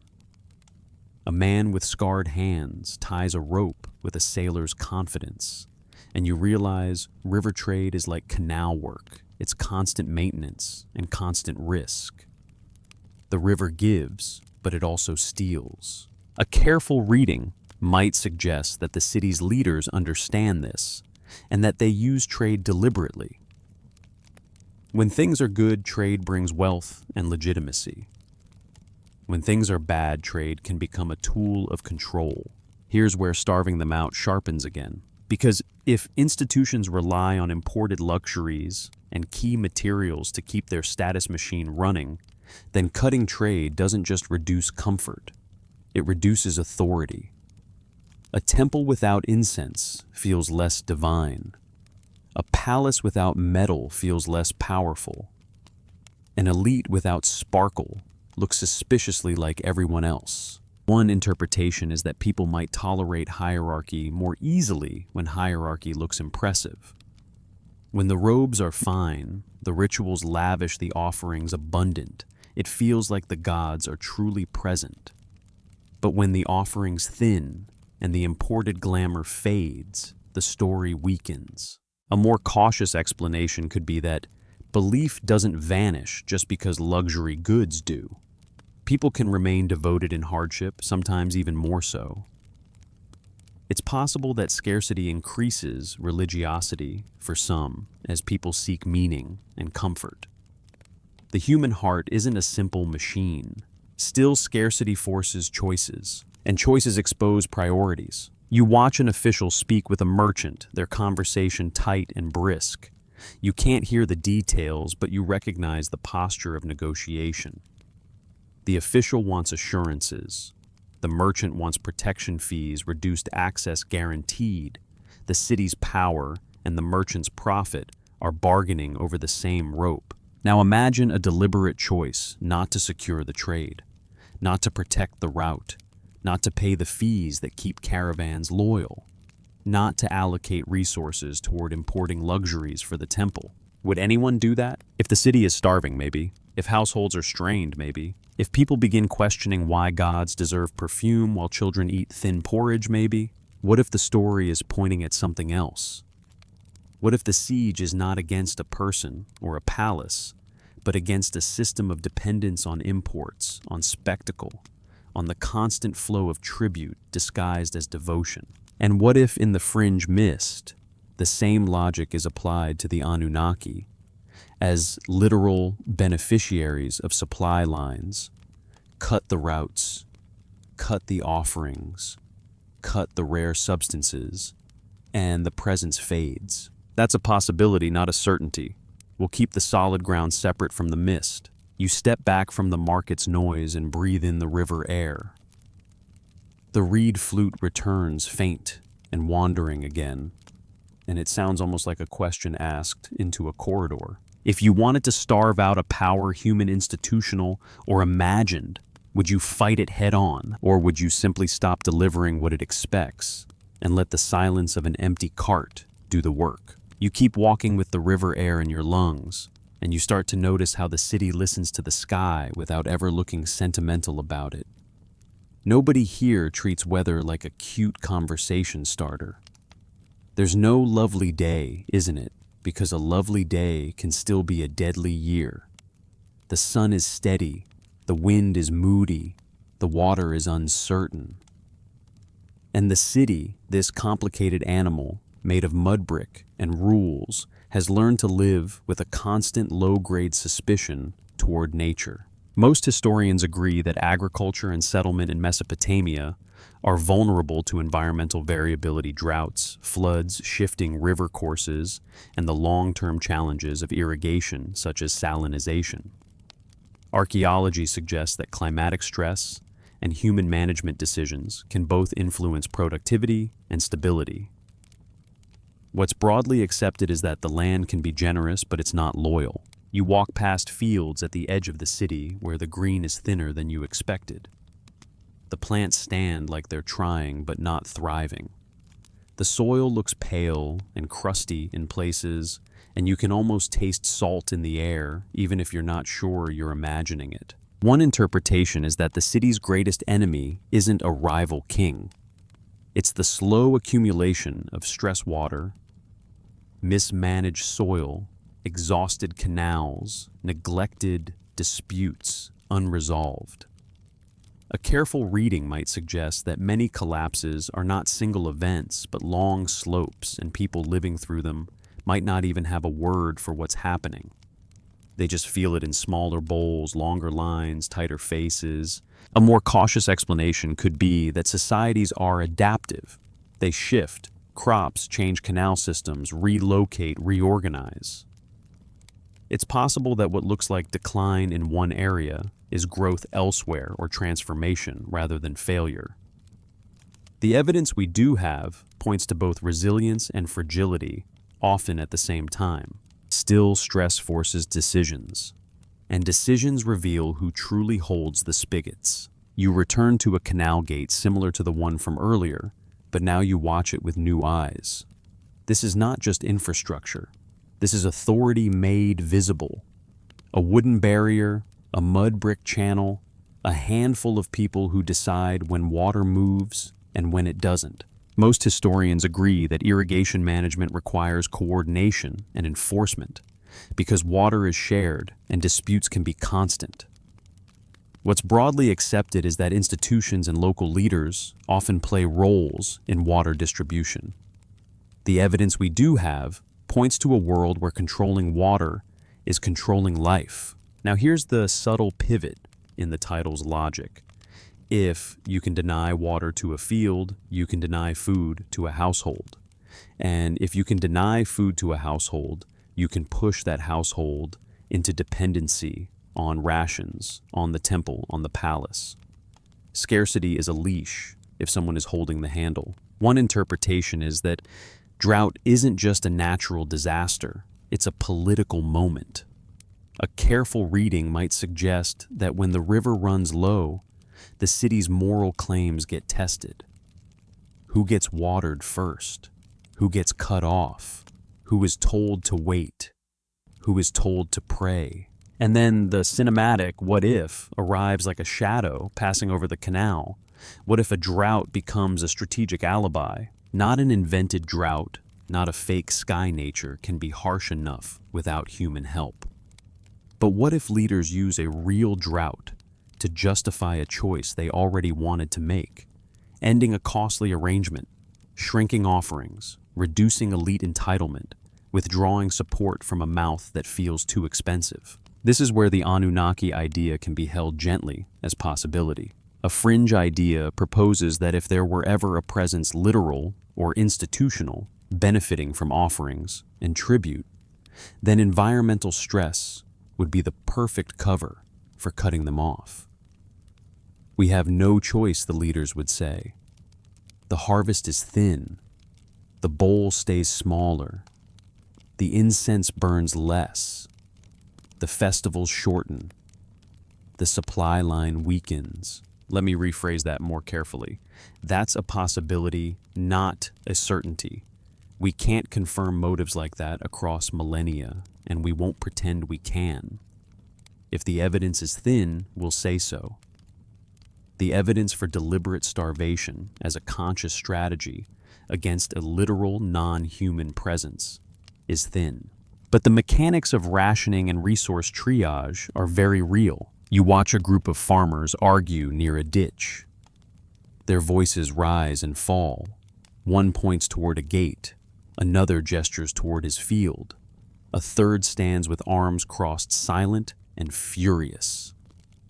A guard or local official tries to calm them with a voice that says, "I've had this argument every day this week." Historians still argue whether conflicts over water and land are primary drivers of political change in Mesopotamia, or whether they are symptoms of deeper structural stress with climate economy and power all tangled together. You let that debate hover like dust in sunlight. Then you follow the thread that feels most relevant tonight: scarcity as a lever. Most historians agree that in times of stress, institutions often try to preserve stability through redistribution. Archaeology suggests that storehouses, ration systems, and organized labor can buffer shortages for some groups. But the buffer is uneven. Some people get protected first. One interpretation is that the way a society distributes stress reveals its true hierarchy. A careful reading might suggest that drought doesn't create inequality. It exposes it like low water, exposing rocks in a riverbed. You catch the reed flute again, faint, and it feels like a comfort against the harshness of this scene. The tune loops stubbornly gentle, as if it refuses to become a march. Now imagine the city facing a bad year. The temple expects offerings. The palace expects its share. The work gangs need rations to keep canals from collapsing. Households need food to survive. There isn't enough for everything. So the question becomes, what do you feed? A more cautious explanation could be that leaders might reduce ceremonies and offerings simply because survival takes precedence, not because they're secretly waging a spiritual embargo. That's a sensible human explanation, and sometimes the sensible explanation is the most powerful one. But the cinematic what if still has value because it makes you pay attention to a possibility. What if scarcity wasn't just endured, but leveraged? What if certain offerings were cut first, not last? What if the most expensive rituals were labeled non-essential? What if a god who demanded the most lost influence fastest? And if gods are also institutions, then the same logic applies in a less mystical way. What if the temple's share shrinks because people refuse to starve for ceremonies? You can see how it might happen without a revolution. A farmer delivers less than expected and blames the drought. A scribe records the reduced delivery because it's plausible. An official accepts it because he can't squeeze what isn't there. A priest preaches patience and divine testing, but the altar bowls stay thin. Over time, thin bowls become normal, and normality is a quiet kind of power. Here's your gentle joke to keep you from getting too tense. You know how you temporarily stop buying fancy coffee to save money, and then 3 months later, you realize you've accidentally changed your personality. Like you're suddenly the kind of person who owns a reusable water bottle and says things like, "I actually prefer it this way." That's what scarcity does to a society too. Temporary becomes permanent while nobody's looking. You stand by the canal gate and watch the water slide through in a narrow stream. A child cups his hands, drinks, and wipes his mouth with the back of his wrist. The act is small, but it's everything. What's broadly accepted is that civilizations rise and fall on water, soil, and organization. Some parts are documented, some are interpretation, and some are gentle imagination. But tonight's clue is simple enough to whisper. A drought can starve more than bodies. It can starve rituals. It can starve institutions.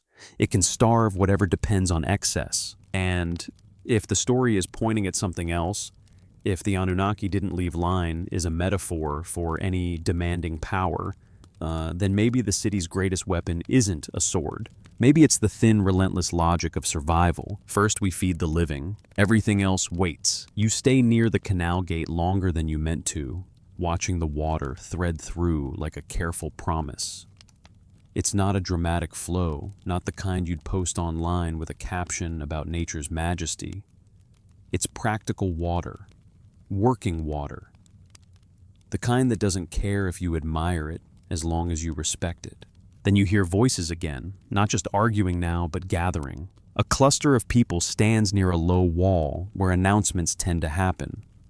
You can tell because the wall is worn smooth at elbow height, like generations have leaned there to hear what the city has decided for them. A man steps up, clears his throat, and begins speaking in a cadence that sounds official, even if you don't catch every word. Most historians agree that political authority in early city-states is reinforced through public communication, ritual display, and the everyday enforcement of obligations. The evidence we do have points to societies where people understand the rules even when they hate them. What's broadly accepted is that a city doesn't function on force alone. It functions on shared expectations. But what happens when expectations break? This is the section where the outline promised rebellions that look like budgeting. And you can feel why that idea fits, because in a rationed world, rebellion doesn't always wear a heroic face. Sometimes it wears a quiet refusal. A careful reading might suggest that when people cannot confront authority openly, they resist through compliance that is slightly off. Late deliveries, missing measures, lost goods, accidental spoilage. It's possible that resistance in early societies often looks like friction rather than explosion. A more cautious explanation could be that many shortfalls are not resistance at all, but chaos, bad weather, theft, mistakes, sickness, simple human error. The evidence is thin when it comes to motives. If the evidence is thin, we'll say so. Still, you watch the crowd's faces as the announcement continues, and you see something you recognize from every era, the moment people realize they're being asked to give more when they already have less. The man's words seem to include the temple, the palace, the canal, labor. You catch a familiar pattern: obligations are being reinforced, maybe even increased. The city is tightening its belt, and it expects your waist to shrink first. Most historians agree that when states face stress, they often intensify extraction, more labor obligations, more control over resources, more emphasis on obedience and order. Archaeology suggests that administrative systems can expand and become more demanding under pressure. What's broadly accepted is that scarcity can push institutions towards stricter control. One interpretation is that this is the breeding ground for rebellion, even if it doesn't look like rebellion yet. A careful reading might suggest that the first stage of revolt is emotional resentment fatigue, the sense of being used. The second stage is practical non-cooperation.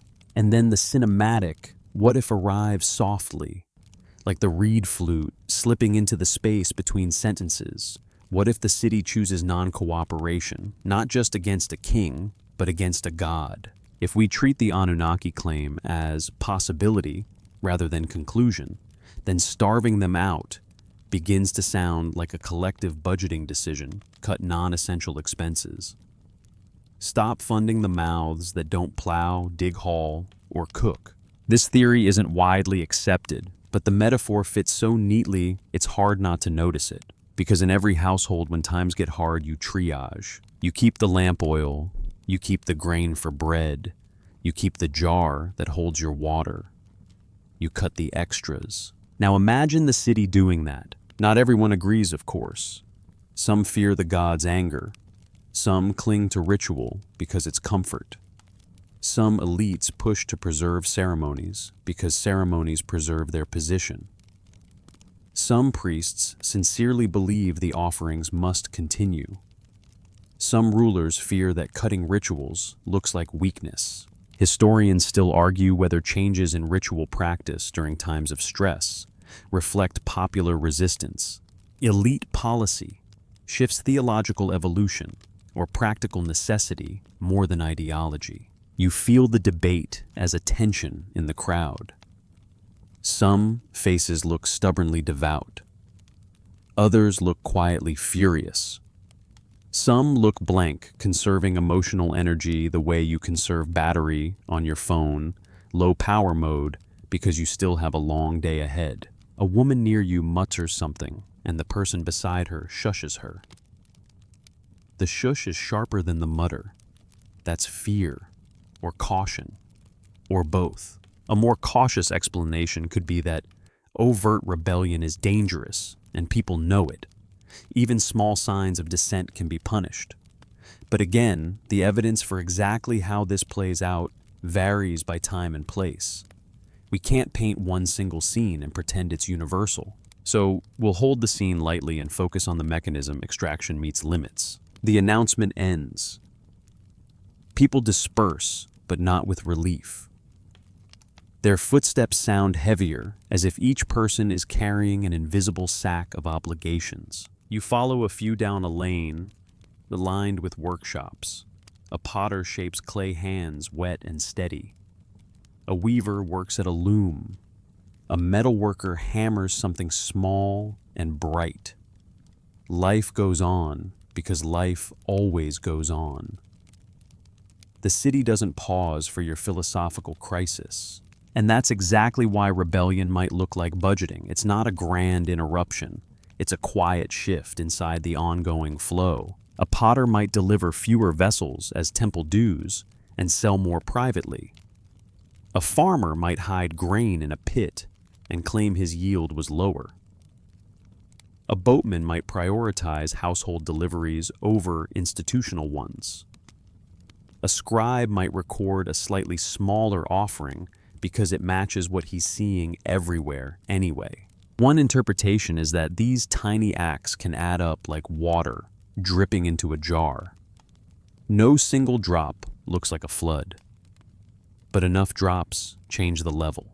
Now add the mystery flavor carefully. A fringe idea proposes that if a presence exists, literal or not, that depends on offerings, then withholding offerings is not just social resistance, but strategic starvation. This theory isn't widely accepted, but it appeals because it gives people agency. You don't have to fight gods. You just have to stop feeding them. Let me rephrase that more carefully. That's a possibility, not a certainty. We're not proving anything. Tonight, we're following clues, and the clue we can hold firmly as human systems weaken when participation declines. You catch the reed flute again closer now. You turn and see the player, or at least a player, because you can't be sure it's the same one. A young man sits near a doorway, eyes half closed, playing that same looping phrase. His bowl still sits by his feet. A few grains, a small piece of bread. You realize something quietly important. Even the musician lives on small offerings. The city feeds him too, not because he's essential to canals, but because he's essential to spirit. So, what gets cut first when scarcity bites? The musician's bowl, probably. The incense, maybe. The festival, likely. The extra offerings, almost certainly. And if a god depends on extras, then the god is vulnerable. Or, in more grounded terms, if an institution's authority depends on lavish display, then the institution is vulnerable. The musician finishes a phrase and pauses. He looks up, meets your eyes for a second, and you feel the strangest sensation, as if the city is looking at you through him, asking what you think will happen next. You want to answer, but you don't have the words in his language, so you answer in silence. And silence, you suspect, is exactly how a budget rebellion begins. The silence after the announcement doesn't feel empty.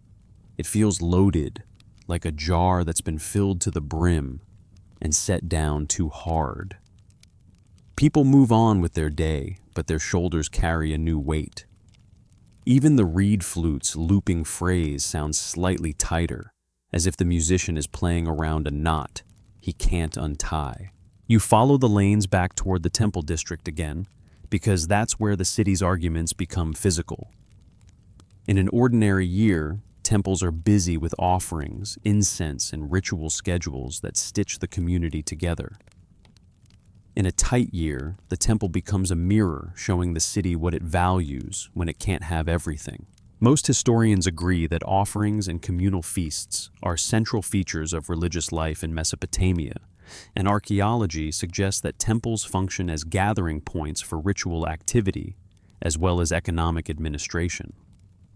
What's broadly accepted is that feeding the divine through offerings, libations, and ceremonies is also a way of feeding the community's sense of order. But now you notice the bowls. They're there, but they're not as full as your imagination wanted them to be. The oil lamp burns, but the flame is smaller. Incense smolders, but the scent is thinner. And the people who arrive with offerings come with measured hands and guarded eyes, like they're trying to look generous while quietly practicing self-preservation. This is the section the outline promised the divine meal, the vanished guest. Archaeology suggests that offerings are tangible grain oil meat in feast contexts, beer textiles, small valuables. The evidence we do have points to real goods being dedicated to deities and to priests and temple systems managing those goods. That's solid ground. One interpretation is that feeding the gods is also feeding the institution that represents them, which in turn feeds workers, supports projects, and maintains social cohesion. In that view, the offering isn't wasted. It's redistributed through a sacred channel. A more cautious explanation could be that offerings vary in purpose and meaning.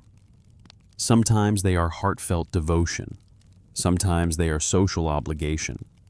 Sometimes they are political theater. Often they are all three tangled together in the same bowl. Historians still argue whether the primary function of offerings is to maintain divine favor, reinforce communal identity support. Temple economies legitimize rulers, or some shifting mix that changes by period and city. You let that debate hover in the temple air, mixing with the thin incense. Now step gently into the mist, because this is where the title's claim wants to glow. A fringe idea proposes that in some modern reinterpretations, gods are treated as literal recipients with literal needs, and offerings become more like sustenance than symbolism. This theory isn't widely accepted, but it's persistent. And if we treat it as a possibility rather than a conclusion, it creates a chillingly simple image. If the bowl's empty, the guest fades. Let me rephrase that more carefully. That's a possibility, not a certainty. To be clear, this is debated. The evidence for literal, non-human dependence on offerings is thin, and we're not pretending otherwise. But the metaphor is almost impossible to ignore, because it matches something you can actually observe in human systems. When the extras disappear, the illusion thins. You watch a priest lift a small portion of food and set it aside in a ritual gesture. The act is practiced gentle, reverent. People bow their heads. A child peeks curious. A woman hushes him with a soft tap on the shoulder. Nothing dramatic happens, no thunder, no sudden sign. The ritual continues because rituals are designed to continue, but you can feel the question forming in the quiet minds of the crowd. If we bring less, will anything change? And here's where starving them out becomes less like an accusation and more like a test. A careful reading might suggest that when offerings are reduced, it can function as an experiment, sometimes intentional, sometimes not. People watch outcomes. They look for omens. They listen to priests. They compare seasons. They whisper. They decide what they think the gods want, or whether the gods are listening at all. In a world where causality is hard to parse, where one flood or one drought can rearrange your entire life, humans are constantly searching for patterns. Most historians agree that omens and divination are deeply important in Mesopotamian cultures, and the evidence we do have points to systems of interpretation for signs in the sky, the liver of an animal, the behavior of oil in water. What's broadly accepted is that people took these systems seriously because when your life is fragile, you can't afford to ignore anything that might be meaningful. One interpretation is that omen culture can reinforce authority. Priests and experts interpret, leaders decide. A more cautious explanation could be that omen culture is also a coping mechanism, a way to make uncertainty bearable. Both can be true at once. Now imagine the city reducing offerings. The priest might say, "The gods are testing us." A mother might say, "My children are testing me." A scribe might say, "The numbers don't add up." A ruler might say, "Keep the peace." And somewhere in the middle, the community is negotiating reality. You drift past a side altar where a bowl sits nearly empty, just a smear of oil, a few grains, a hush of incense, and you picture the guest the title hints at. Not necessarily a literal being. It could be a habit, a dependency, a story that demands tribute, a presence that only feels present when the ceremony is lavish. One interpretation is that gods vanish when their social and economic support structures fade. A careful reading might suggest that shifts in offerings and ritual practice can shift, which deities feel central, which feel distant, which become more symbolic than immediate. Over time, some cults diminish others, rise often tied to politics and changing power centers. A more cautious explanation could be that religious change is complex and slow, not simply a matter of offerings going up or down. Belief can endure even when practice changes. People can remain devoted even when poor. Again, the human heart isn't a ledger, even if the city tries to make it one. Still, you keep noticing the bowls. A man brings a small offering and hesitates. He looks around, then sets it down almost apologetically. A woman brings a smaller portion than you'd expect, her fingers tight around it. as if letting go is physically painful. A priest accepts it without comment, because comment would be dangerous. Comment would reveal that everyone knows the bowl is thinning. Here's your gentle joke, because you need a soft breath. It's like when you host a dinner and suddenly realize you're running out of food, so you start cutting the slices thinner and smiling wider. No, this is totally enough for everyone, you say, while your eyes scream, please don't ask for seconds. That's the temple right now. And in that awkward, thin slice moment, the system is exposed. If a god needs abundance, the god is in trouble. If an institution needs spectacle, the institution is in trouble. If a ruler needs ritual to legitimize extraction, the ruler is in trouble. And if the city has quietly decided to prioritize survival, then the trouble is intentional. What if the story is pointing at something else? What if the starvation is a social decision to stop funding fear? You stand near the altar and listen. The reed flute is faint again, weaving through the ritual, like a thread that refuses to snap. Breath, mark, bowl, gate. It all connects. And you realize the most unsettling part isn't whether a guest existed. The unsettling part is how quickly people can get used to an empty place at the table. You keep thinking about that empty place at the table, because emptiness has a way of becoming normal if you see it often enough. The temple air follows you out into the street, thin incense clinging to your clothes like a memory. The reed flute's little phrase returns not triumphant, not tragic, just steady, as if the city itself is humming to stay calm.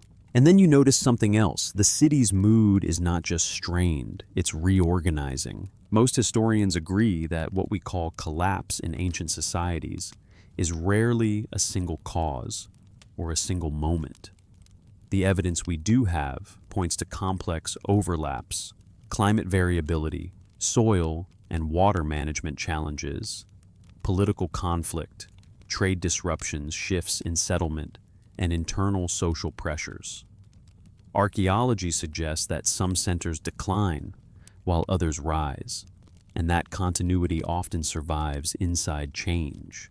What's broadly accepted is that history doesn't usually snap, it frays.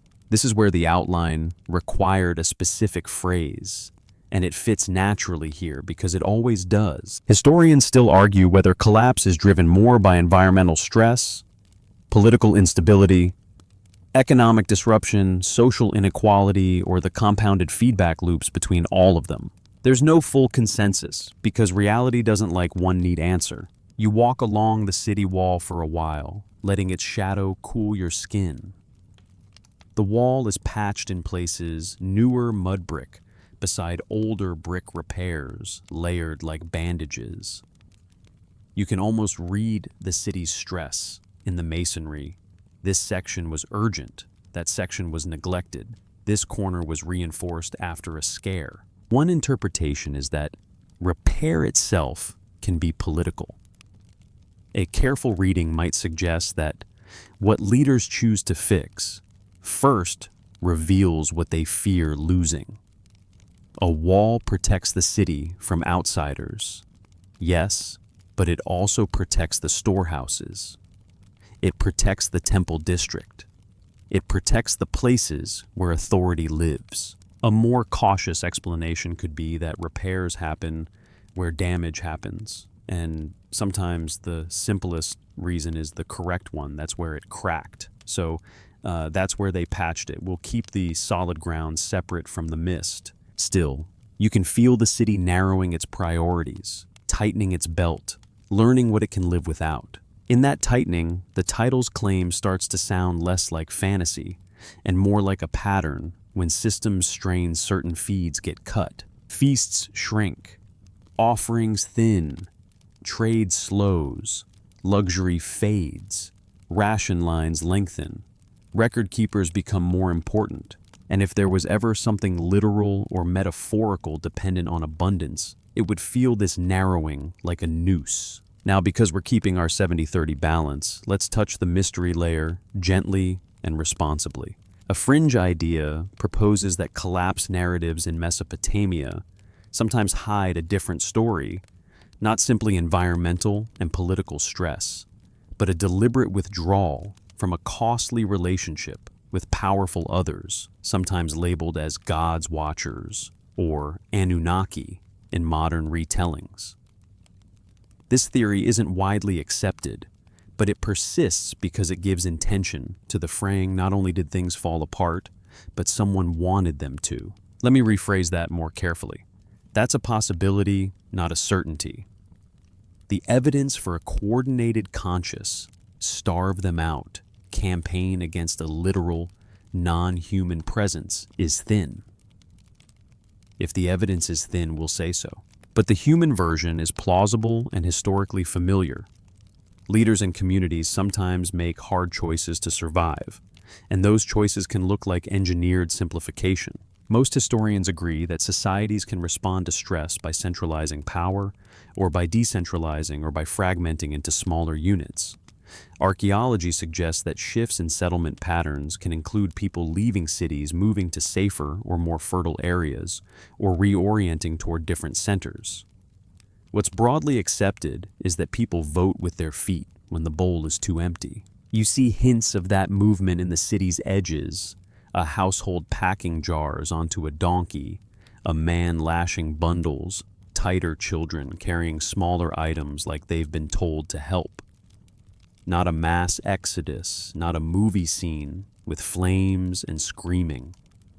Just the quiet motion of people preparing options. One interpretation is that departure is a form of resistance.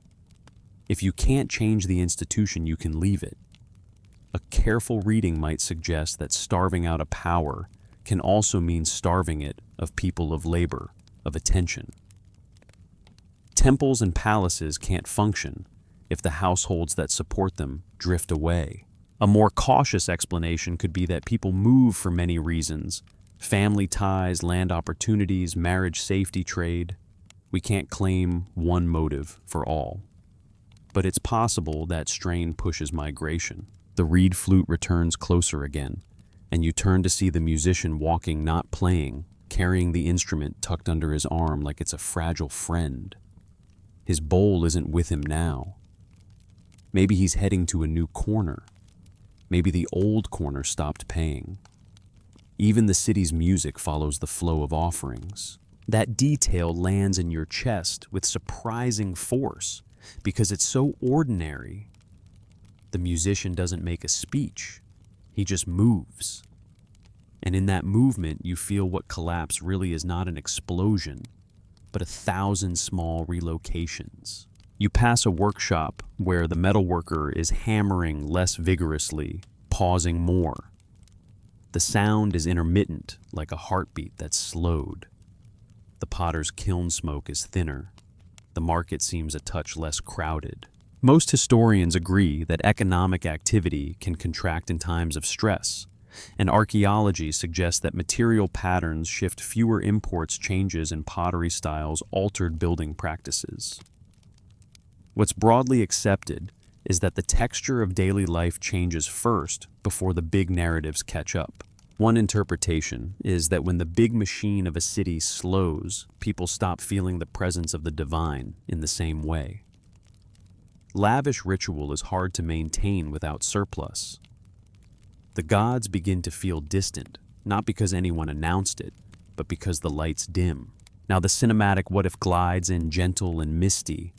What if that dimming was the point? What if a community realized that the presence they feared, whether an elite system, a demanding cult, or something stranger, thrived on constant feeding, constant spectacle, constant tribute? And what if they decided to let the machine slow until the presence couldn't hold on? Again, possibility, not certainty. Debated, not proven. But here's a grounded truth: you can rest on. Systems that depend on high input cannot survive long when inputs shrink. If you must keep pouring to keep it alive, then you can kill it by stopping the pour. You walk back toward the temple district and see a small ritual happening at a side shrine. The offering is tiny. The prayer is short. The act feels like a compromise. We still believe, but we can't afford to perform belief the old way. Historians still argue whether religious practice in crisis becomes more intense, more private, more simplified, or simply more anxious, depending on the society and the moment. You watch the person at the shrine finish, then step away without looking back. It's not disrespect, it's exhaustion. And in that exhaustion, you sense the true shape of Section 11 collapse is not only something that happens to people, it's something people shape intentionally or not with every decision about what to keep feeding. The reed flute's phrase returns one more time, soft as breath against clay, and you let it guide you forward into the next question. If the city can't feed everything, what does it choose to let fade? You follow the question the way you follow the reed flute, not by chasing it, but by letting it pull you along at its own slow pace. The city is dimmer now, not because the sun has moved much, but because your attention has. You're noticing the parts that don't show up in grand summaries, the little repeats, the echoes, the way a story keeps coming back, wearing a different mask. Most historians agree that myths and later texts often rework older traditions, blending memory, ideology, and local identity into narratives that feel timeless, even when they're stitched together over centuries. What's broadly accepted is that ancient people didn't separate history and myth the way modern textbooks do. They used stories to explain order, justify authority, and make the world feel coherent. Archaeology suggests that we can trace religious and cultural shifts through texts, material remains, and patterns of worship, but the evidence we do have is incomplete and uneven. Some cities leave us many tablets, others leave us silence. If the evidence is thin, we'll say so. Now here's where the outline promised rumors of watchers echoes in later texts. You step into a quieter alley where someone has scratched a symbol into a wall. You don't know what it means, and that's the point. The city is full of meanings you can't decode. And when you can't decode something, your mind starts inventing. One interpretation is that humans are pattern machines. A careful reading might suggest that when you live in uncertainty, drought, politics, disease, war, or just the daily threat of hunger, you're more likely to see the world as watched, judged, measured by forces beyond you. It's possible that watchers as an idea are simply a psychological response, a way to give shape to fear and accountability. A more cautious explanation could be that watcher motifs also serve social function. If people believe they're observed by gods, spirits, ancestors, divine councils, they may behave more predictably. That's not necessarily cynical. It can be comforting too. Someone sees you, someone cares, someone keeps score. And then the mist comes in carefully, because this is where modern mystery culture gets excited. A fringe idea proposes that the recurring watcher language across various traditions might preserve memory of actual beings, outsiders, visitors, or a hidden class who once interacted with humans and then retreated or were pushed out. This theory isn't widely accepted, but it's persistent because it turns symbolic language into literal history. It says, what if the stories aren't metaphors at all? Let me rephrase that more carefully. That's a possibility, not a certainty.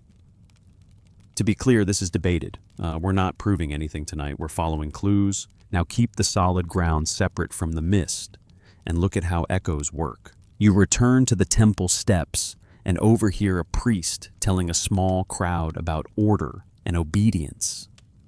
The exact words blur, but the shape is familiar. The cosmos is structured. There are ranks, there are duties, and your safety depends on staying in your lane. A child fidgets. A mother hushes him.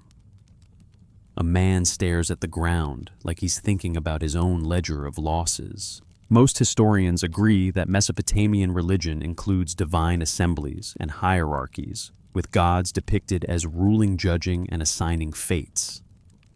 The evidence we do have points to a worldview where the divine realm mirrors the human realm, kings above, officials below, workers below them, everyone inside a structure. One interpretation is that this mirroring is not accidental.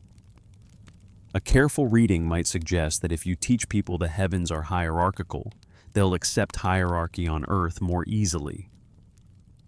The gods become a cosmic endorsement for the city's power arrangements. A more cautious explanation could be that humans naturally imagine their gods in their own image, using familiar social structures to make the divine understandable. It's possible that the mirror is psychological, not political. But either way, echoes matter, because they carry messages. And now remember our title again.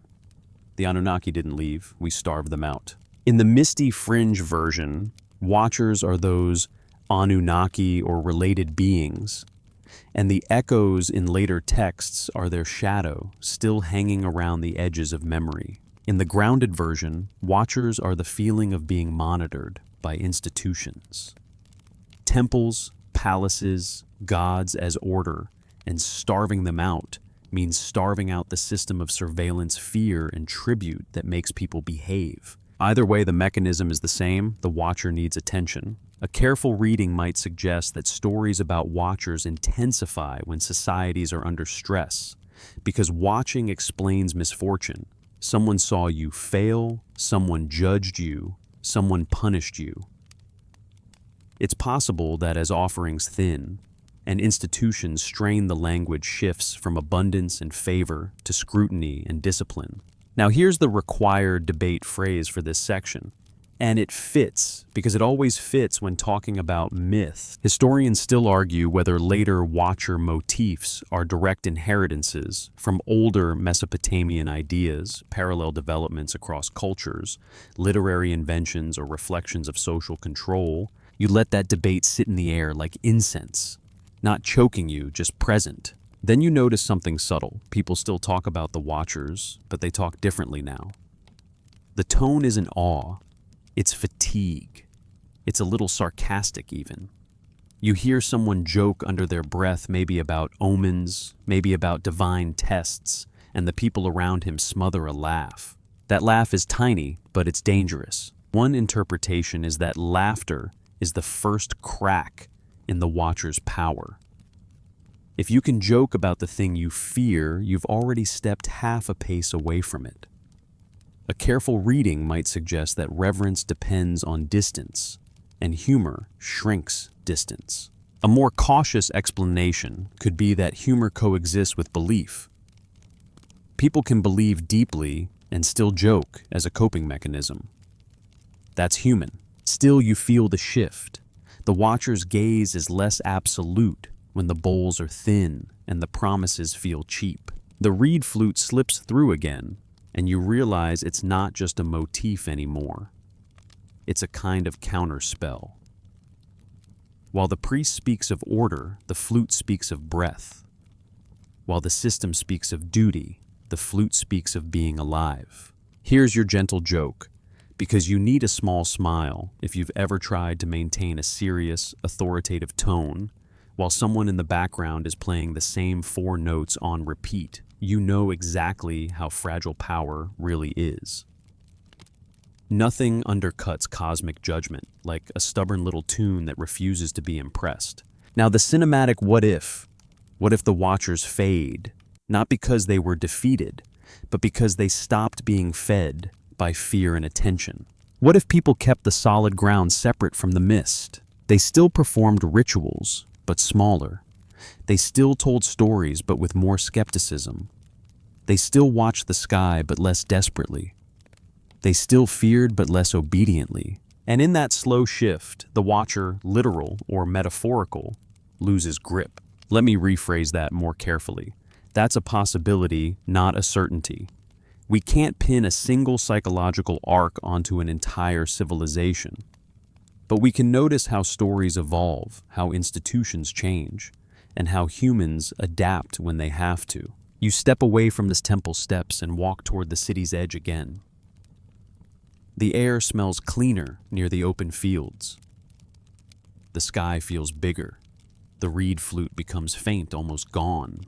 And you realize the strange comfort of this section. Even if the watchers are real, they can be starved by cutting their supply. Even if the watchers are ideas, they can be starved by refusing to feed them with constant tribute.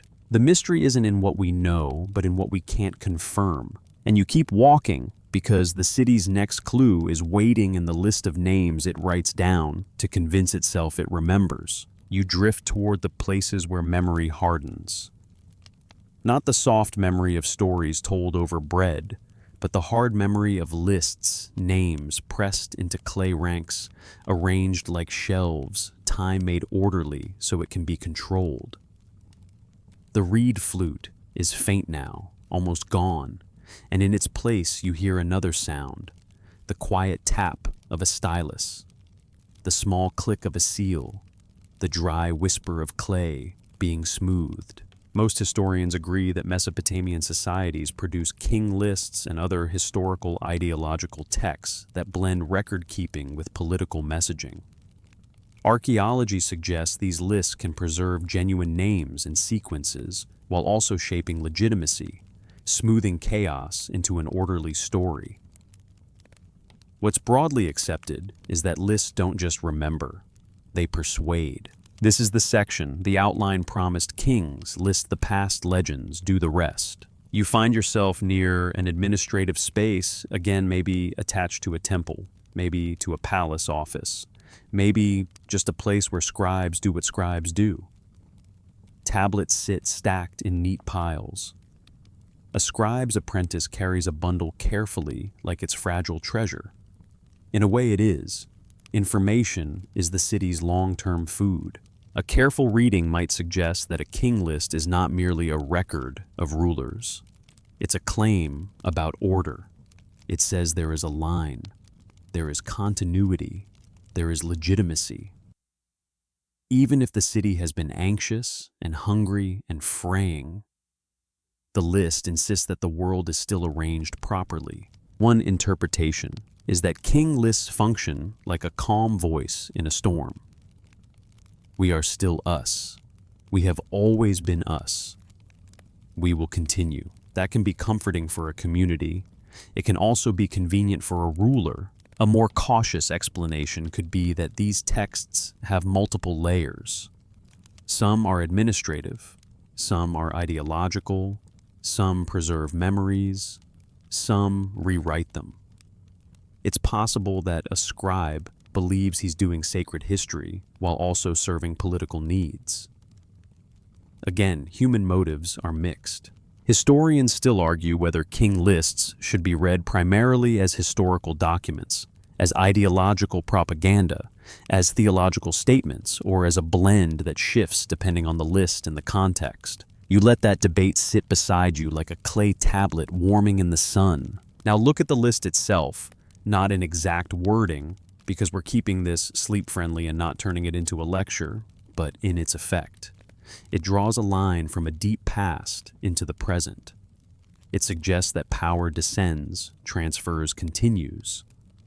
It turns messy transitions into clean succession. And that's exactly where the title's logic can hide. Because if you want to conceal a disruption, something you can't or won't explain, you might smooth it with a list. You might omit a name. You might compress a chaotic period into a single reign. You might insert a legendary ruler to bridge a gap. You might describe the transfer of kingship as divinely ordered rather than socially contested. A careful reading might suggest that gaps and oddities in lists are themselves clues. Not proof of anything, but hints about what the list maker felt needed smoothing. Now the mist enters carefully. A fringe idea proposes that king lists and other ancient records contain coded traces of an earlier regime, perhaps a time when kingship was not purely human, or when authority was tied to beings later remembered as gods. This theory isn't widely accepted, but it thrives because lists feel official, and people love the idea that official records hide secrets. Let me rephrase that more carefully. That's a possibility, not a certainty. To be clear, this is debated. The mainstream scholarly view treats these lists as human texts shaped by human agendas, even when they describe supernatural elements. Still, if we treat it as a possibility rather than a conclusion, the question becomes cinematic. in a calm way. What if the before section of the list, those misty origins, contains the memory of a power that was later starved out? Not necessarily literal Anunnaki. It could be an earlier elite, a priestly regime, a foreign dynasty, a way of organizing society that lost its grip. The list might recast that as myth because myth is safer than admitting instability.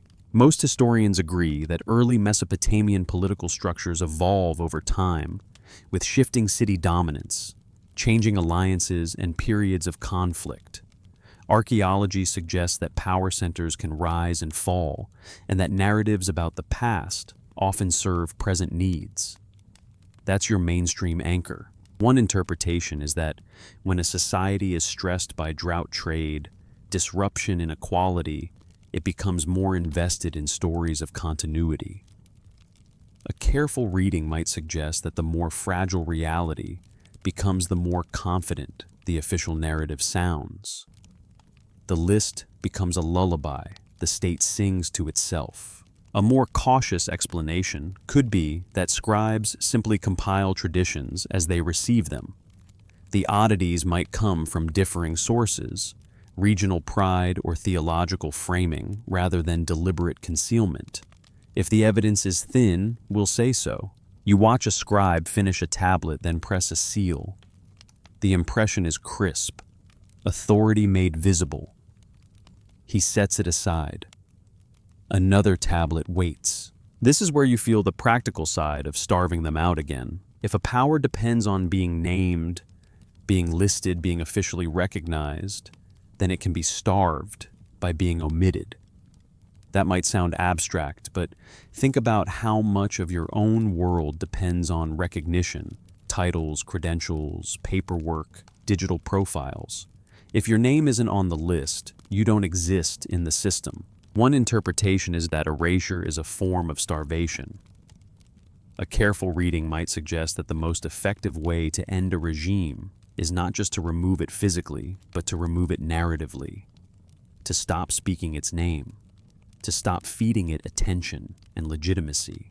A more cautious explanation could be that omissions happen accidentally, or due to lost records, or because scribes prefer tidy narratives.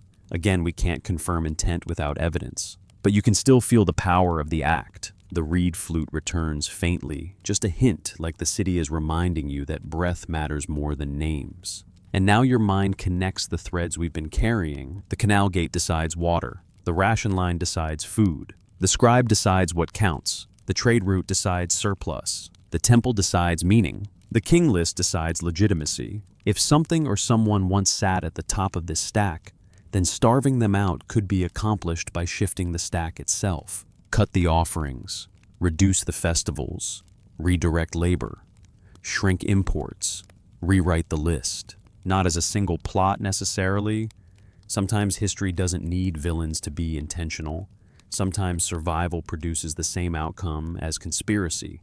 The system stops feeding what it can't afford. Historians still argue whether major political and religious shifts in Mesopotamia are primarily driven by elite decisions from the top down, popular pressures from the bottom up, external shocks, or the slow accumulation of structural stress. You stand in the administrative courtyard and feel the weight of that uncertainty. It's not frustrating tonight, it's calming because it means we don't have to force a single answer.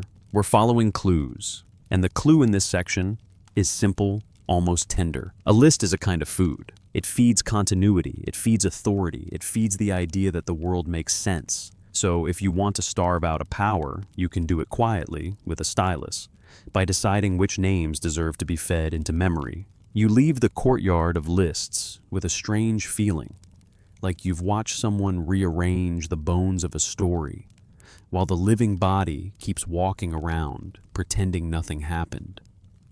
The city still smells like dust and bread and river mud. People still bargain. Children still run. The reed flute is back again, soft and stubborn, as if it refuses to let the world become only numbers and names. And now you feel the shift. The outline promised a city learns to live without gods. Not without belief, not with some dramatic declaration carved into stone, but with a quiet recentering. Because when resources tighten and the old rituals thin out, something has to fill the space. If the divine used to feel close through lavish offerings and public certainty, what happens when the offerings shrink and certainty becomes expensive? Most historians agree that Mesopotamian religion changes over time, with deities rising and falling in prominence, rituals evolving, and political shifts influencing sacred focus. Archaeology suggests that temple practices adapt as economies and power structures change. What's broadly accepted is that religious life is not static, it's responsive. One interpretation is that belief doesn't disappear in hardship, it changes shape. A careful reading might suggest that when people can't afford big rituals, they lean into smaller ones, private prayers, household offerings, simpler gestures. The divine becomes less like a royal court and more like a quiet presence you address in your own doorway. A more cautious explanation could be that we shouldn't romanticize this shift. Hardship can also intensify fear and superstition. People may cling harder to ritual when life feels unstable. The evidence we do have points to both tendencies, and it likely varies by city, era, and individual. If the evidence is thin, we'll say so. You walk through a residential lane where the houses are low and close together, their walls patched and smoothed by many hands. A woman kneels near a threshold and pours a tiny libation onto the earth, just a few drops. No crowd, no incense cloud, no official. Just a small act done like brushing hair, routine, intimate. Most historians agree that household religion exists alongside temple religion in Mesopotamia, and the evidence we do have points to small domestic rituals and protective practices. That's a mainstream anchor religion isn't only public spectacle, it's also private habit. One interpretation is that when public rituals thin, domestic religion can become more central. A careful reading might suggest that in a stressed city, the household becomes the true temple, the place where survival decisions are made, where offerings are negotiated, where the line between devotion and necessity is lived out every day. And then the cinematic what if arrives calm and careful. What if this domestic turn is the city's quiet victory? If the starve them out idea is metaphor, then they might be the big demanding version of the gods, the version that needs constant tribute, constant spectacle, constant public feeding. When people shift their devotion into smaller, cheaper, less controllable forms, the big system loses fuel. If the they is literal in the fringe mist, then the same shift becomes eerie. What if whatever depended on temple-scale feeding can't survive on a few drops at a doorway? Let me rephrase that more carefully. That's a possibility, not a certainty. To be clear, this is debated. The evidence for literal, non-human dependence is thin, and we're not treating it as fact.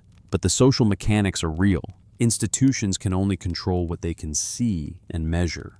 A temple can count baskets. A palace can record labor.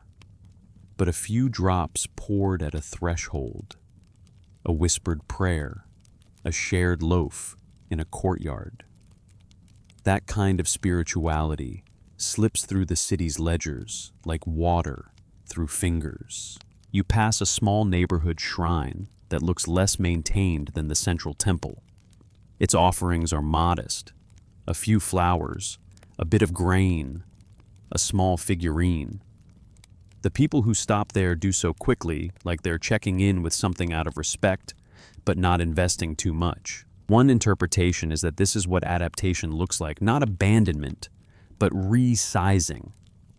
A careful reading might suggest that people keep what feels necessary comfort, meaning identity, while letting go of what feels costly, lavish tribute, elite-controlled spectacle. A more cautious explanation could be that the resizing isn't voluntary. It's forced. People might prefer bigger rituals, but simply can't afford them. Again, motive is hard to read from the past. Historians still argue whether shifts in religious practice are primarily driven by theological development, political consolidation, economic constraints, popular sentiment, or some mixture that changes over time. You feel that debate like a soft hum beneath your feet, and you let it stay unresolved. Now, the outline's promise here is that the city learns to live without gods, and we should be precise about what that means in this bedtime context. It doesn't mean atheism in the modern sense. It means living without the gods as an external feeding obligation that dominates the budget. It means the gods no longer taking first bite at the table. You watch a family eat in a courtyard. Their meal is simple bread, maybe a little onion or herb, a dip of oil, if they're lucky. The child reaches for the biggest piece, and the mother gently redirects his hand to a smaller one. He pouts. She smiles. The father looks away like he's pretending not to notice his own hunger. This is where the city's real theology happens in portion sizes. One interpretation is that belief becomes less about pleasing an unseen court and more about protecting the living circle in front of you. A careful reading might suggest that when survival becomes tight, morality shifts toward immediacy. Feed the child, protect the household, keep the canal gate working, keep the roof intact. And then the cinematic what if that shift is exactly what starves out any power that thrives on abstraction. Because abstraction is expensive. It demands offerings to something you can't touch. It demands confidence in systems beyond your control. When life gets tight, people become practical theologians. They ask, what does this do for my family? Here's your gentle joke to soften the edges. You know how you can believe in self-improvement, but the moment you're exhausted, you're like, actually, my growth journey can wait until after I lie down for 6 hours. That's what scarcity does to grand spiritual projects, too. The city starts saying, yes, yes, divine order is lovely. But have you considered dinner? You feel it in the street. People still speak of gods, but more quietly. Rituals still happen, but smaller. Priests still exist, but their certainty sounds more strained. Officials still record, but the numbers are tighter. And the empty place at the divine table stays empty more often. A careful reading might suggest that over time, this emptiness becomes normal. The community learns that nothing immediately collapses when offerings shrink. The sky doesn't fall. The canal still runs when it's maintained. The child still grows if she eats.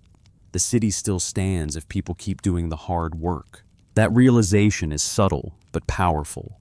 It shifts authority from the unseen to the seen, from the altar to the granary, from spectacle to maintenance. A more cautious explanation could be that people interpret outcomes in many ways.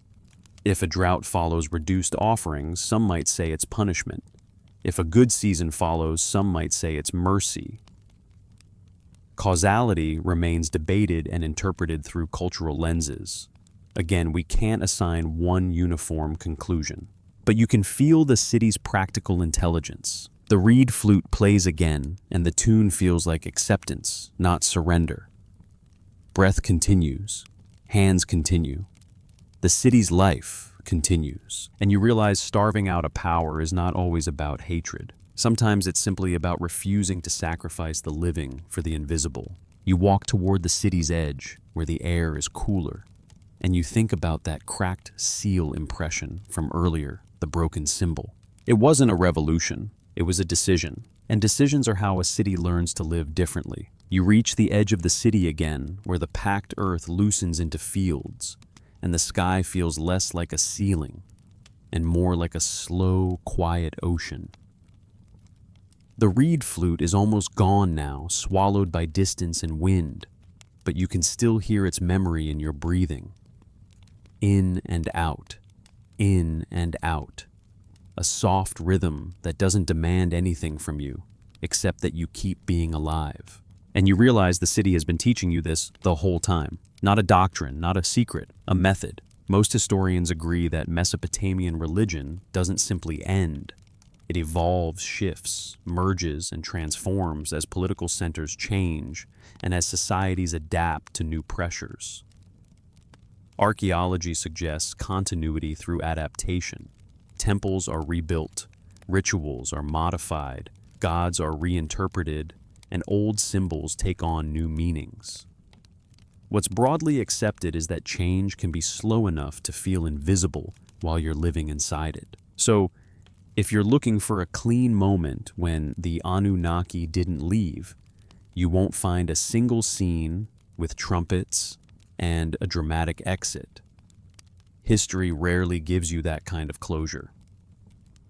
The evidence we do have points to gradual shifts, negotiated priorities, and the daily grind of keeping water moving and bread baking. One interpretation is that the phrase "we starve them out" is a metaphor for a society reclaiming its budget, its grain, its labor, its attention from whatever demanded too much.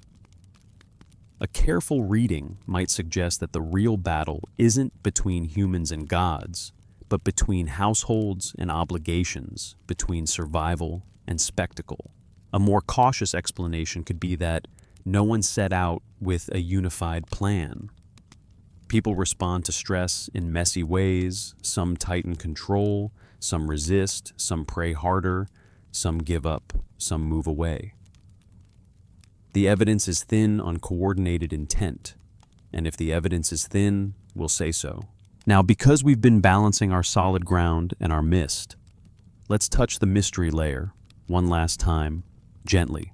A fringe idea proposes that Anunnaki language, in modern interpretation, might refer to literal beings whose influence faded when they could no longer draw resources, offerings, labor, belief through temple systems.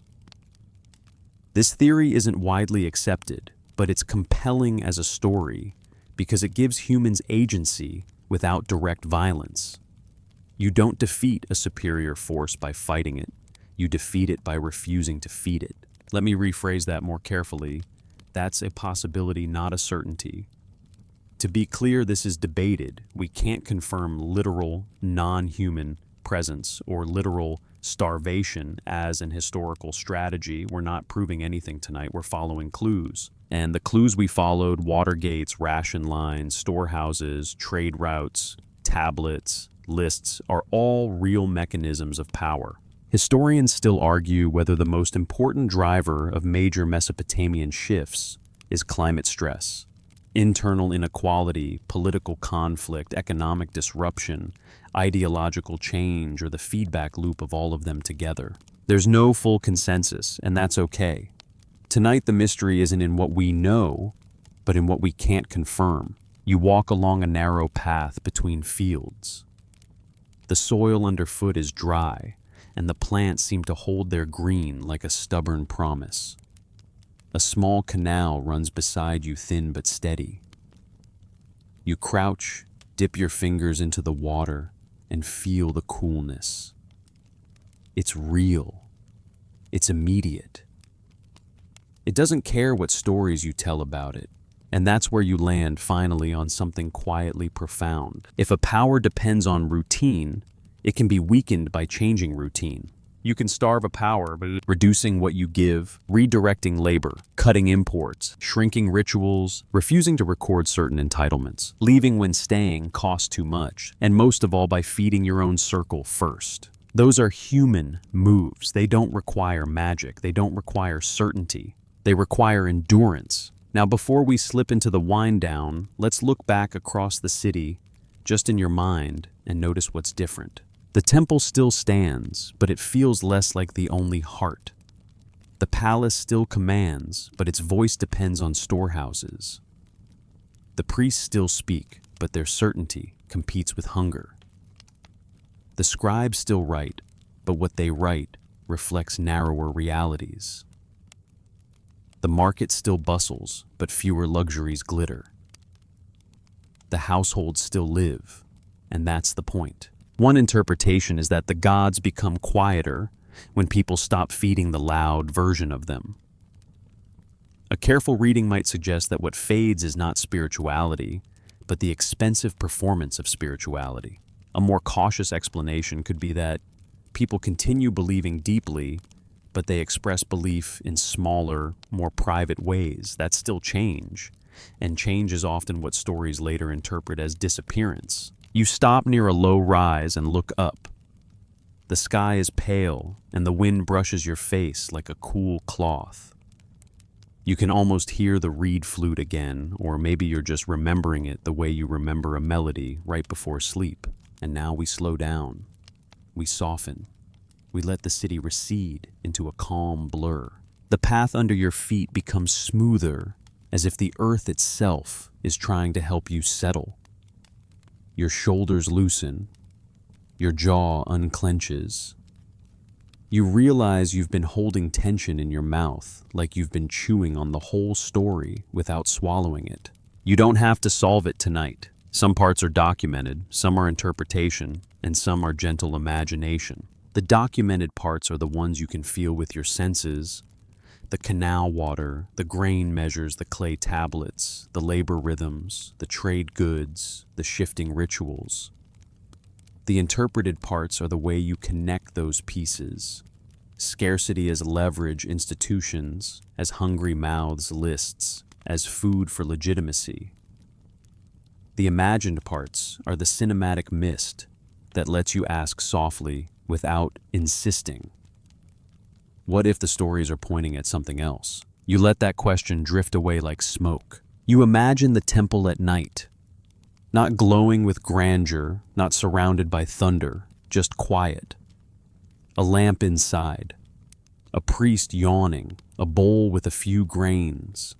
The city beyond it still breathing, still cooking, still mending nets, still planning tomorrow's work. You imagine the storehouse doors closed, not because of cruelty, but because there simply isn't enough. You imagine the scribe setting down his stylus, rubbing his eyes, and realizing that even numbers get tired. You imagine a family on a reed mat sharing the last warm piece of bread. The mother divides it carefully. The father pretends he's not hungry. The child eats and smiles, and that smile is a tiny victory against every force that demands tribute. You imagine the reed flute player sitting in a doorway playing those same 4 notes into the dark. The notes don't command the sky, they don't summon anything. They just exist, gentle and human, like a hand on your shoulder. And maybe that's the real ending, the one that doesn't need certainty. A city learns to feed itself first. A city learns that fear is expensive. A city learns that the loudest powers often depend on the quietest offerings. You breathe in slow and easy, and the air feels cooler now. You breathe out, and the city's dust leaves your lungs. You let the river's imagined sound, steady, patient, replace the noise of markets and announcements. The sky above you is wide, but it doesn't feel threatening. It feels indifferent in the nicest way, like it's giving you permission to rest. And as you settle into that softness, you let the last image be simple: a thin ribbon of water in a canal, a small bowl with just enough grain, a lamp flame steady, a flute note fading, and you finally letting the mystery stay a mystery while the solid ground stays solid, and sleep feels like the most natural, ancient thing in the world. The